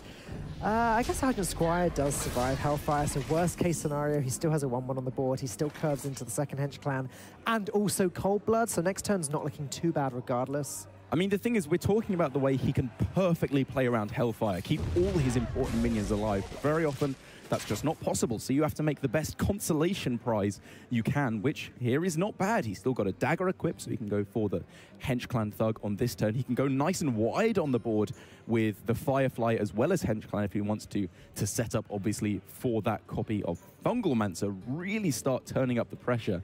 I think it's still looking all right here for Furyhunter. Yeah, no, I entirely agree. It has worked out. It's like, well, if you don't have Hellfire, I probably win just based off of how strong the start was.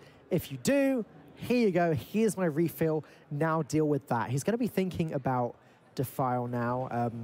The Firefly being the 2 health minion after the Argent Squire is the 1 health minion is something he's got to think about.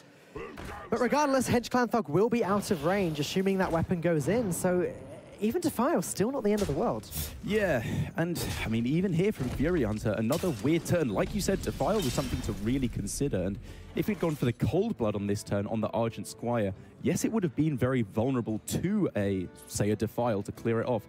But that's 2 mana out of Penhadani's turn that he can't use on something else. And given that Furyhunter kind of has to bring his opponent down to less than 15 health on this turn, maybe demanding a Defile from this turn on your opponent so they can't go for the Hooked Reaver until you have the ability to activate Valspine was definitely something to consider to make your opponent's turns a little bit more awkward, because now in this instance, if Penhadani wants to just throw out the Hooked Reaver on this turn, obviously with this being an odd rogue, he knows there will be no activator for a Valspine quite yet.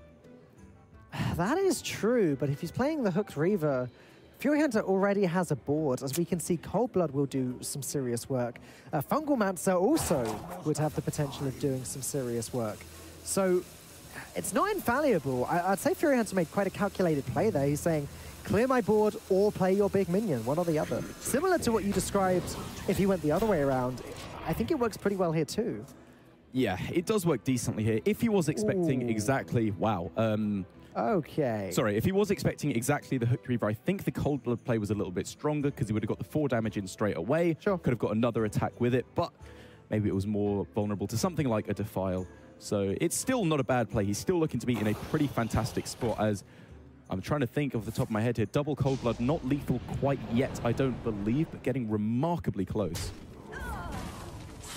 Yeah, frighteningly close with the Hench Clan Thug buff again here. 5, 6, 10 damage going into the face, or 10 damage available rather, with the Cold Blood, which he's probably going to hold back just a Valspine combo activator, actually. Yeah, that's kind of what I'm looking at. Well, actually, having said that, he needs to think here, if I go for the buff on this turn and he plays Hooked Reaver, do I just win anyway? Yeah, with Fungalmancer in exactly. hand. If he can't use the Valspine, that's true. Doing the maths here, and I think he's come to the conclusion, yes, I do just win anyway. As we can see here, so much damage coming in. A Hooked Reaver wouldn't even come close to preventing Penhadani from dying. However, Twilight Drake into the Sun Fury Protector obviously puts up a much larger wall in the way. It's going to be, what, a 4-9? I think a 4-9, yeah. It's the best he's got. It's the only way he has. Obviously not actually going to be enough to protect him on this turn with the Fungalmancer buff. So Furyhunter, I think, sequencing out his plays, especially at the end there, in a very nice fashion. And even right at the start, as I was talking about the 3 things he needs to be afraid of Ooze, Hellfire, and Doomsayer, I think of going for the slightly more unconventional play of Coin Hench Clan Thug instead of the dagger into Hench Clan Thug. Kind of made him resilient against all 3. I said this yesterday, and you grimaced when I said it then. I'm going to say it again now. I think Odd Rogue is arguably even harder to play than Miracle Rogue. Yeah. Managing the Cold Bloods, managing these weaker minions, knowing when to play the Hench Clan instead of playing the Dagger on turn 2. And we saw very calculated play from Furyhunter. He got rewarded, and now Penhadani is down to his own Odd Rogue and the token Druid. Derek, which one does he queue into this Odd Rogue? Well, obviously, the Odd Rogue is going to be an even matchup, despite it being an Odd Rogue, haha. Please. But the token Druid could potentially... I don't know. It's just whether he thinks it's a better matchup than the 50-50. There's a lot working for you in that matchup. Obviously, with the likes of Spellstone, you can get a nice wide a nice wide spreading plague to really give you the ability to fight back against the early effects of something like a Cold Blood or a Hench Clan Thug. But here for Penhadani, he is going to be going with the token Druid, and I mean, it's got an all right hand. Any hand with Spellstone in your starting hand is pretty good against Odd Rogue. Spellstone is the key card. A while back, I think you were saying you think Spellstone is just one of the best cards in Hearthstone, right? I did say that after I think I'd lost 5 games in a row as Miracle Rogue against Taunt Druid. I did say Spellstone, or Jasper Spellstone, is the best card in Hearthstone at the moment, and I think that was a slight salty exaggeration, perhaps. Okay, but the reasoning is there. It's really good. 1 mana deals 6 damage. Yeah.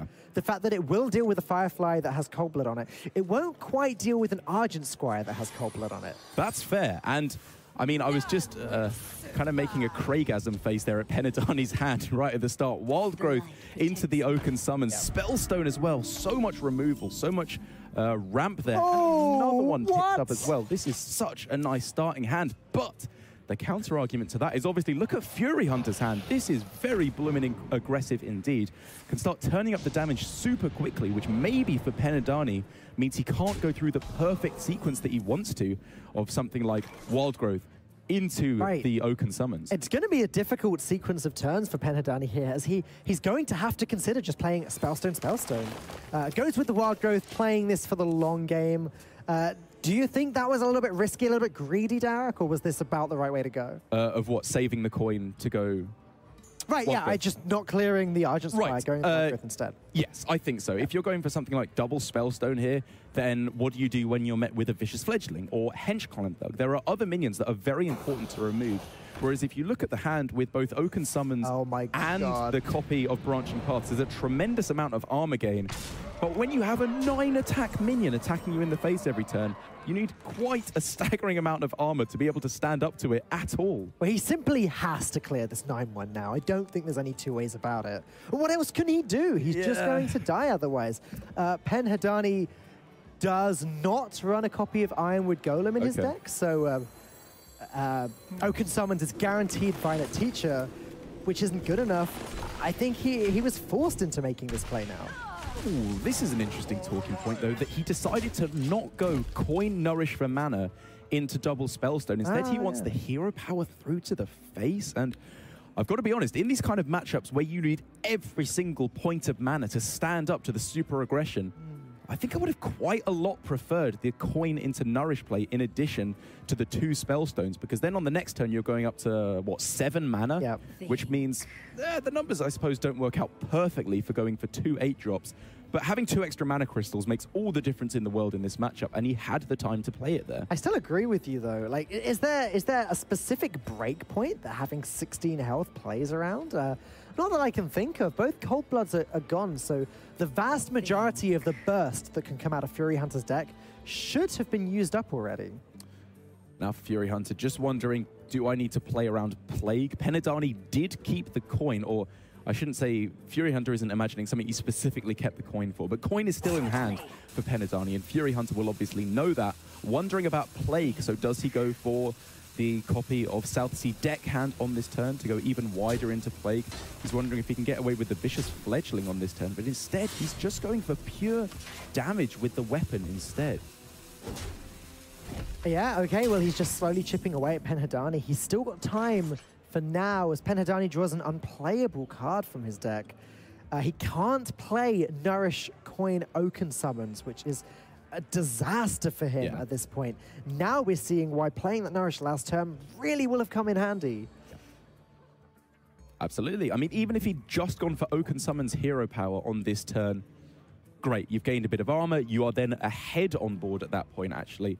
Then you can really catch up on the board, utilize the effect of Violet Teacher with branching paths for armor to start to pull back in the game. He's going for it now and is effectively just passing the turn. This has worked out so much worse for Penhadani. He has the ability to stall for a little while, though. Oaken summons branching paths to gain 12 armor. Sorry, to gain 18 armor. Okay. Is an option next turn before he can then coin out Ultimate Infestation.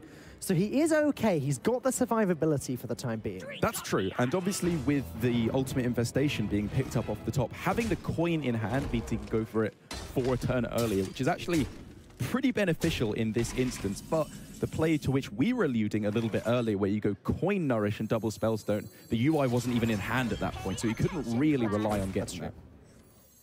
But yeah, now he is forced into making this play, gaining all of the armor he possibly can to survive into Ultimate Infestation. And Ultimate Infestation is going to do some serious work here, even just clearing up the Captain Greenskin, or possibly even Vicious Fledgling potentially hitting the board this turn. Yeah.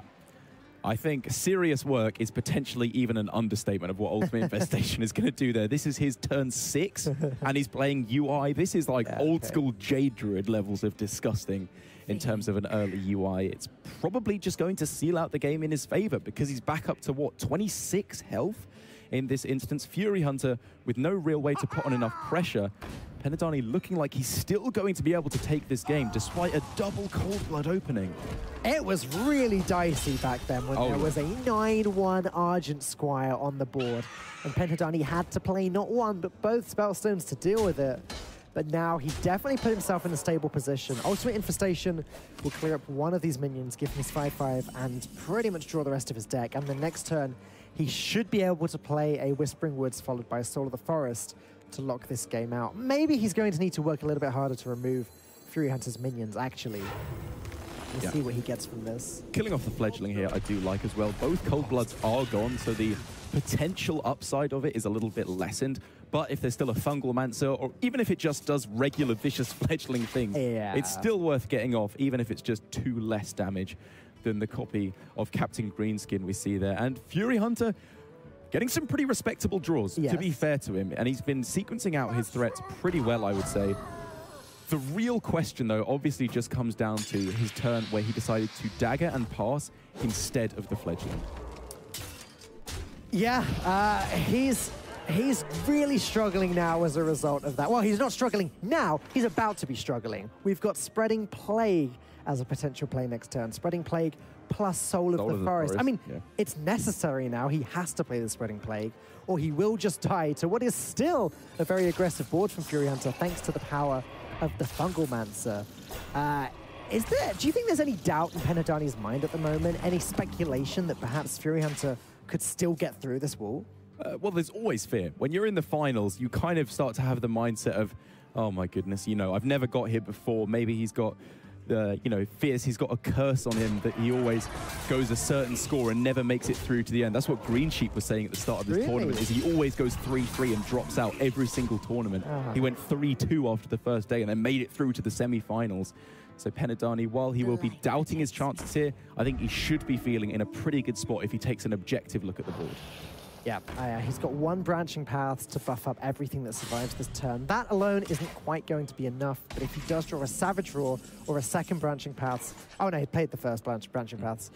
Savage Roar would have done it. He didn't quite get there. So he now has to calculate how much of this board he needs to deal with, which I would imagine the answer to that is as much as possible. Just clear things off, play the Malfurion, I suppose, for a couple of extra taunts, bit of extra armor, and that's the kind of point where you block out the game. I mean, this is what you do after you've played Ultimate Infestation. You throw taunts onto the board in any kind of random fashion because you have so much mana, so much value. As long as you don't die, you're probably going to win. And to be fair, from Furyhunter's game in the quarterfinals, this was where he messed up. He was against an odd paladin, I believe, and gave himself the ability to lose because he did sequence his Spreading Plagues incorrectly. So I suppose it's obviously not quite as simple as just throwing out your cards in any random order, but as long as you know generally what you're doing, after an Ultimate Infestation, you should just be aggro. Sure, and Scalebane, although one of the more powerful drawers in Furyhunter's deck, not what he needs immediately to cause these big threats. Then again, if Penhadani doesn't pick up lethal this turn, he may again need to focus on clearing all of this up. Wild Growth certainly is not lethal. If he plays Nourish, he won't be able to fit in a Savage Roar with Branching Paths, so I think Furyhunter's okay for the time being. I think it's 16 damage with the Savage Roar, sorry, the Branching Paths and the Hero Power. Even less because he can't attack, he doesn't get the boost to his face. I mean, Penhadani can set up a situation where he just wins every time on the following turn. As long as he doesn't die to Leroy, that's the only thing I can imagine that he needs to actually realistically play around in this scenario, because he will be keeping track and know that that last card in hand is a Flame Elemental. And so going wide with the Teacher here, he realizes I'm not going to die, especially with a pickup of Swipe as well. And as long as he doesn't let his opponent get lethal with Leroy, he will have reverse lethal every time on the following turn. Still taking this slow though. No need to rush this turn out, make any game-altering mistakes. And it's that situation now where Penhadani's thinking, not how do I win, how do I lose? And how do I play around that tiny percentage of losing? And as you said, he knows that's a Flame Elemental. SI7 Agent not going to do anything whatsoever for Furyhunter's game. This guy's toast. And I think that's a concede right there, as Penhadani takes his first win of the series with the Token Druid, eliminating Furyhunter's Odd Rogue and leaving him with his own Even Warlock and his own Token Druid, as this weird triangle of matchups takes one step forward.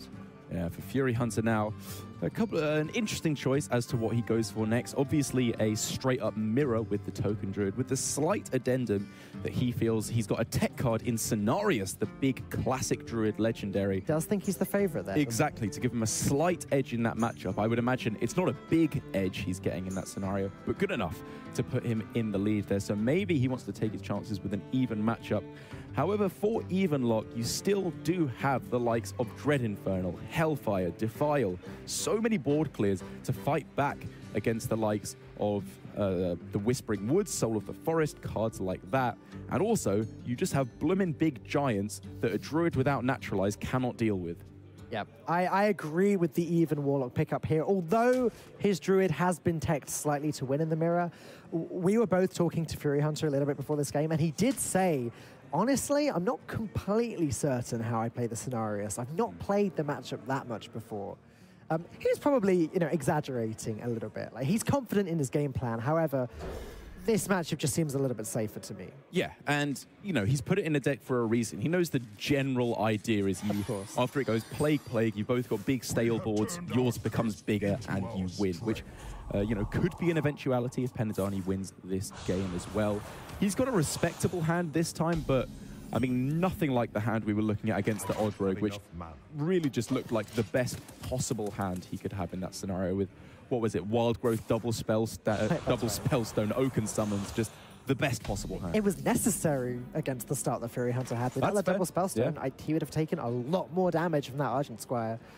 But yeah, things looking a little bit slower for him now. Yeah, he gets a nice early Nourish, which means Ultimate Infestation won't take too long, as it sounds like another tournament somewhere in the venue has just finished, because there's a huge round of applause. But double Mountain Giant in Furyhunter's hand. This is going to be an explosive start over the next few turns. Absolutely. I mean, we've been talking about perfect hands. This is it against the Druid. As long as they don't go super wide with an early Whispering Woods that you don't have an answer to, which Furyhunter has anyway, he can just go off with his Mountain Giants on turn 4, turn 5. I mean, I guess maybe he'll try and pepper a Twilight Drake in there somewhere along the way, but he needs to start pressuring, basically, and he has the perfect cards to do so. So now Furyhunter really taking some time to work out if he wants to use one of these 2-drops.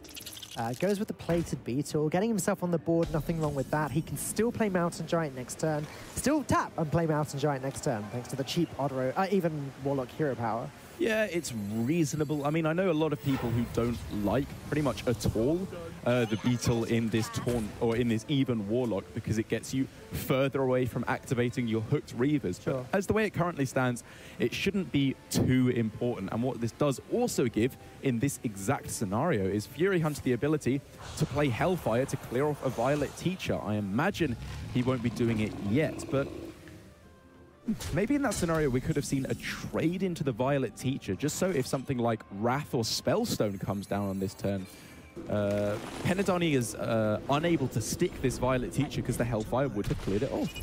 Yeah, but Penhadani going to grasp this situation with Furyhunter doing nothing and summoning, yeah, a reasonable board. Yes, it's not quite going to compete in terms of speed with the Mountain Giant, but the Druid has a lot of buffs in the deck, and Furyhunter is going to want to play around this any way he can.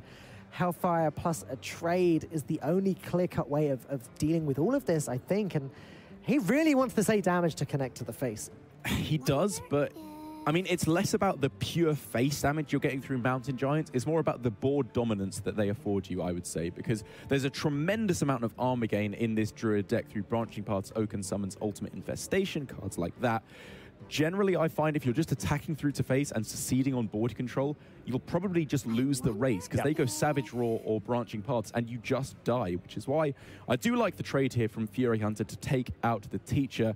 Going for the Hellfire or something like that, I think is maybe a bit of an overstep in terms of clearing off the board completely. You just don't absolutely need it. Playing out the Giant here feels just as good, or a lot better, I should say. Clearly, Furyhunter agrees with you, as that is a formidable board. However, Penhadani nourished into double Arcane Tyrant. Now, that is a comeback turn. He can even play the Spellstone in hand to destroy the damaged Mountain Giant. This game's not over yet, Derek. That's pretty absurd, I do have to say. Penhadani is very nice. He's a pretty good player at ramping up into the Ultimate Infestations. And as you said, the double copy of Arcane Tyrant really allows him to just fight back against these Giants because, again, this Token Druid deck does not run Naturalize. It's not like the more popular Taunt Druid, which has a concrete answer to Giants.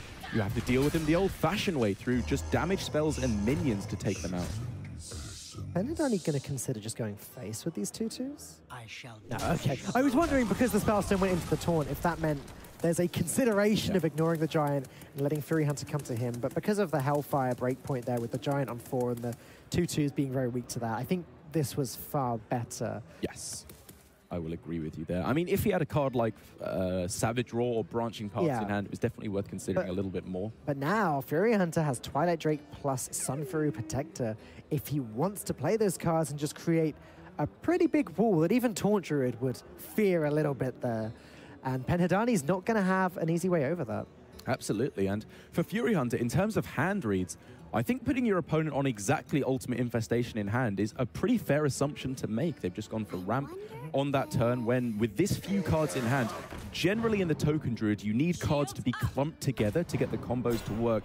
So Nourish for draw would probably have been the option if the UI wasn't there. And therefore, Furyhunter can also assume that the rest of his hand doesn't do enough to fight back against this remaining Giant. So I love the play of taunting up the Drake, using that as a decoy, protecting the Giant. And then you're in a situation where you can just start hitting them over and over.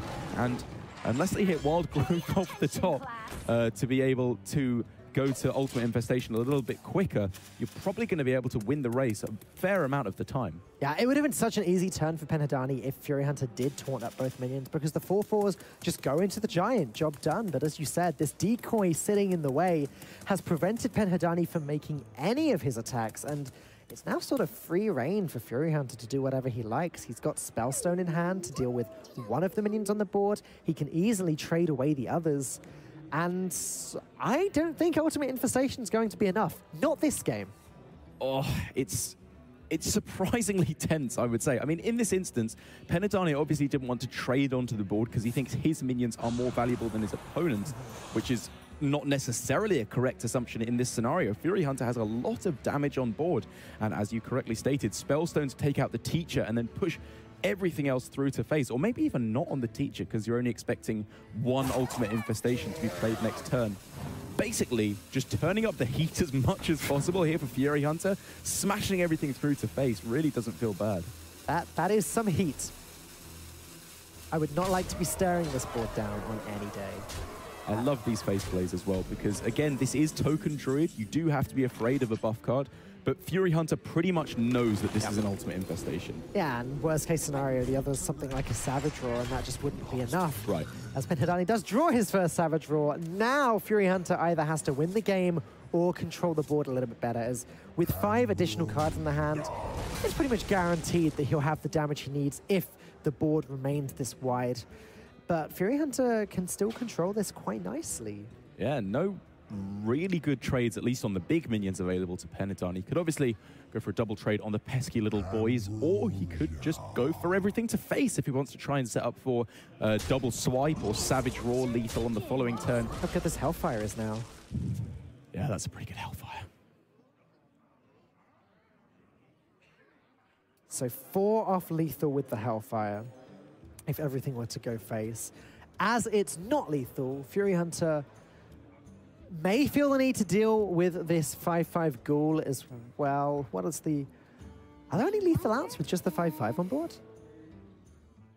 Double swipe would only be 8, which wouldn't do it. Or double swipe hero power, would, altogether it would be, what, 14 damage, which 14, wouldn't yeah. kill you. Unless you go for Hellfire on this turn, in which case it would kill you if you go for just Hellfire and not with the Spellstone. I guess there's no reason not to play the Spellstone, though. May as well be safe, or at least put some through protection. Just some defensive measure I absolutely expect from Furyhunter. Like, he will have done the maths and figured out either double swipe or Savage Roar swipe is lethal. It's way too dangerous to leave this up on the board for the moment. Again, he's going to be thinking, how do I lose? Double swipe hero power is how you lose. Furyhunter has to play around it, and yeah, okay, he's gonna play the Spellstone. Yeah, this is good. There's no really big minions in the Taunt Druid, in the Token Druid deck list. So using the Spellstone here, it feels perfectly good. He doesn't have too many minions on board, so obviously Spreading Plague is not doing the job at the moment for Penhadani. And outside of that exact copy of Spreading Plague, how does he get a wide board? What can he do here to maximize on the value of cards like Soul of the Forest and Savage Roar? There's just nothing. He could double swipe, deal with the giant, hero power to get rid of the Twilight Drake. That's dealing with Furyhunter's board, but it's not bringing him any closer to any sort of win condition. Looks like Spreading Plague is the way to go. And yeah, Soul of the Forest, okay, he's trying to guarantee that at least something sticks next turn. And that is just going to be game with Spellbreaker attack in and Twilight Drake through to the face. Furyhunter with his counter queue of even Warlock into the Token Druid manages to bring things up 2 games to 1. He's looking to be in still a good spot to be taking this series. But at the same time, Penhadani does have the ability now to counter queue, if you will, against this even Warlock. And he's left, I believe, with his Odd Rogue. And so we're very much back and forth here. We've seen this matchup the other way around earlier. And the Odd Rogue, well, Furyhunter's Odd Rogue was able to tear through Penhadani's even lock. So if history repeats itself, we could end up with the final game being Furyhunter's Druid versus Penhadani's Rogue. Right, which obviously went in favor of Penhadani when it was reversed earlier on in the series, pretty decisively as well, dare I say. So if history repeats itself, that's where we end up. But anything can happen in Hearthstone. Just because a deck is favored does not mean it wins all of the time. Where would be the fun in that? As Furyhunter is going to fight as hard as he can to overcome this Odd Rogue brutal start with his even Warlock. Wants to avoid the Fireflies, the Hench Clans, the Coldbloods, and the Argent Squires nice and early, but look at Penhadani's opening. Yeah, this is pretty good. This is, I would say, what you're looking for the majority of. I mean, it's not as likely to go off as just Firefly Coldblood, because you obviously need another 1-drop activator for this Argent Squire to get the full effect of Coldblood. But my goodness, if it does pay off and you are able to get the full Coldblood effect on it, you're just looking to be so far ahead indeed. Meanwhile, Furyhunter, he's trying to work out. These cards are usually great in an opening hand. Giants, awesome. Twilight Drakes, great to slam down on turn 4. Hellfire, awesome against aggro. None of this is really fast enough to keep up with Odd Rogue, though. I don't know. Getting a Mounted Giant on turn 3, you are fairly likely to be taking a bit of damage in the meanwhile. But the thing is, Furyhunter has to be a little bit more optimistic than expecting 1-drop into Coldblood. If that's the situation anyway, he's so far behind that I don't know, being able to drop a turn 3 Giant obviously protects him against the likes of Vicious Fledgling, of Hench Clan Thug, some of the slightly more mid-range minions, which he absolutely has to consider, because while this Odd Rogue can be incredibly aggressive, as we're about to see, it's got some decent mid-game in there as well. Yeah, I really like the keep of the Hooked Reaver as well. Acknowledging, yeah, I'm probably going to get down to 15 health pretty quickly, maybe even by turn 4. If I can slam a 4-mana 7/7 Taunt at that point, maybe that will be enough to keep him afloat. As he's now had the bad news, it is going to be another one of those 5/1 Argent Squires. Plated Beetle comes down, which means no turn 3 Mountain Giant. Yeah, a little bit more awkward now for Penhadani because Furyhunter managed to hit the 2-drop in that he cannot obviously just go, or I should say there's a downside now to going for the Vicious Fledgling because it would just be much more vulnerable to the likes of Defile, things like that. So instead, opting to clear it off with the dagger. This makes a lot of sense because still, just look at the crazy amount of damage that Penhadani is throwing forward here. Furyhunter has to find something still. This hand does not deal with it quite yet. Wow, coin into Spellbreaker just to put a stop to that 5/1 Argent Squire. And again, like with the double Spellstone play on the other side of this matchup earlier, or the other side of the Rogue rather earlier, it just had to be done. However, for Furyhunter, things all of a sudden are starting to look up drastically. The keep of Mountain Giant, obviously with a Cold Blood play, has not worked out for him. But on the following turn, after Fledgling comes down, throw out the Hellfire. Your board, opponent's board is clear. You are then activating the health total for the Hooked Reaver as well, which is so important here. Oh. But Penhadani taking it even slower, respecting the Hellfire. Some crazy mind games going on here because now Furyhunter is much more likely to play a Twilight Drake. As we saw, he did just receive that card off of the top of his deck. I really don't think there's a better play here. He'd love to play the Hooked Reaver as a 7/7 taunt, but unfortunately he's not quite taken the damage yet. So yeah, the perfect Hellfire to clear up the Fledgling into the Hooked Reaver turns haven't quite sequenced the way he'd have liked. It's true, but on the following turn, I think there's a good chance he will be allowed to go for Hooked Reaver for the full 7/7 value because probably more than 3 damage connects through to his face.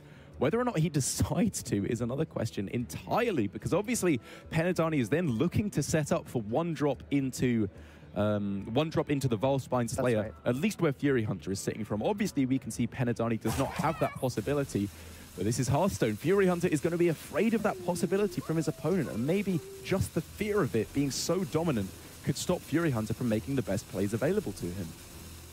These are all things that make these guys such good players, like working so hard to play around what they know is in their opponent's decks. But sometimes the players can make plays that end up having worse results, even because they've been playing so well. And that's something that the best players fall into quite often, as Funkelmancer is causing even more damage, and Furyhunter down to 10. Hooked Reaver is an option, but he's going to be so afraid of Valspine Slayer here. He is, but now becomes the situation for Furyhunter where he is clearly so far behind at the moment in terms of board control, health total, all the things that matter in this matchup, that he might just be thinking, I'm going to take a big risk. If I'm going to have any chance, I need to be making risky plays, because if they do pay off, then he starts to come back into the map. But which risk does he take? Does he play around Valspine Slayer, or does he play around Leroy Jenkins? Because playing Hellfire and trading away the Diamond is another option, but then yeah, Leroy just kills him. I think in this instance, this is the right play, because it's a 2-card combo you have to play around for Valspine Slayer. Obviously, there's 2 Valspines in your deck, but I think actually looking at it, if you don't lose to Leroy right away anyway, you're in such a bad spot that you may as well go all in on the plan that even though they do have the ability to kill this off on the board, it weakens their stuff so much that on the following turn you can go, I don't know, double Sun Fury Protector or something to lock down the board in your favor. And now, finally, Penhadani is in a position where he's having to slow down a little bit. Yeah, he can clear up the Hooked Reaver. It looks like he's going to, but he does need to swing that weapon in, and he can't deal with the Twilight Drake at the same time, which means Furyhunter does have his foot in the door. He can start to do some damage, again, to Penhadani's side of the board. I'd say he's got an ankle in the door at this point. This is his legs getting pretty far in that door. Defile at some point will surely be able to at least help the breakpoints with the trades. He's obviously going to be taking at least 3 damage on the following turn. He just needs that one healing card to be able to pull this back, be it Spellstone, be it the Shroom Brewer, be it through on a few turns the Gul'dan itself. This is a pretty tricky play, actually. He's just going to go with the Mountain Giant, which is a little bit on the risky side, but maybe this would have been playing too safe, but I was looking at the double Sun Fury Protector turn. Blinkfox comes off the top. It's going to have to be something pretty impressive. Oh. Is that Glinda? Glinda is quite impressive in her own way, but not necessarily with this hand. I mean, yeah, not with a 9-mana card. You're not getting much echo value out of that one, I would say.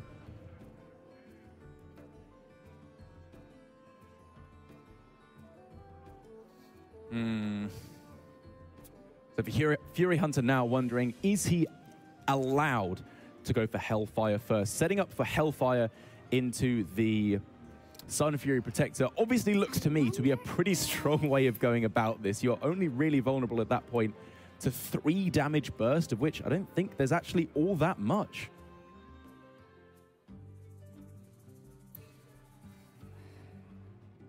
Again, we're seeing how powerful a tool the Sun Fury Protector can be. It's just like old Handlock in that respect, taunting up both of the big minions. Hellfire is an option, but we're getting so risky here. SI7 Agent would potentially finish him off. Leroy, again, obviously, if Hellfire was the... Well, I guess Hellfire into Sun Fury Protector again is... I mean, that just has to be the thing he's looking at. It's clearing off the opponent's board entirely. You have a minion at 5 health. 3 damage burst is what's needed to get through. I suppose with this line of play, though, you're not vulnerable all of a sudden to some of the things like Soulfire SI7 agents, something that could maybe push it back in your opponent's favor.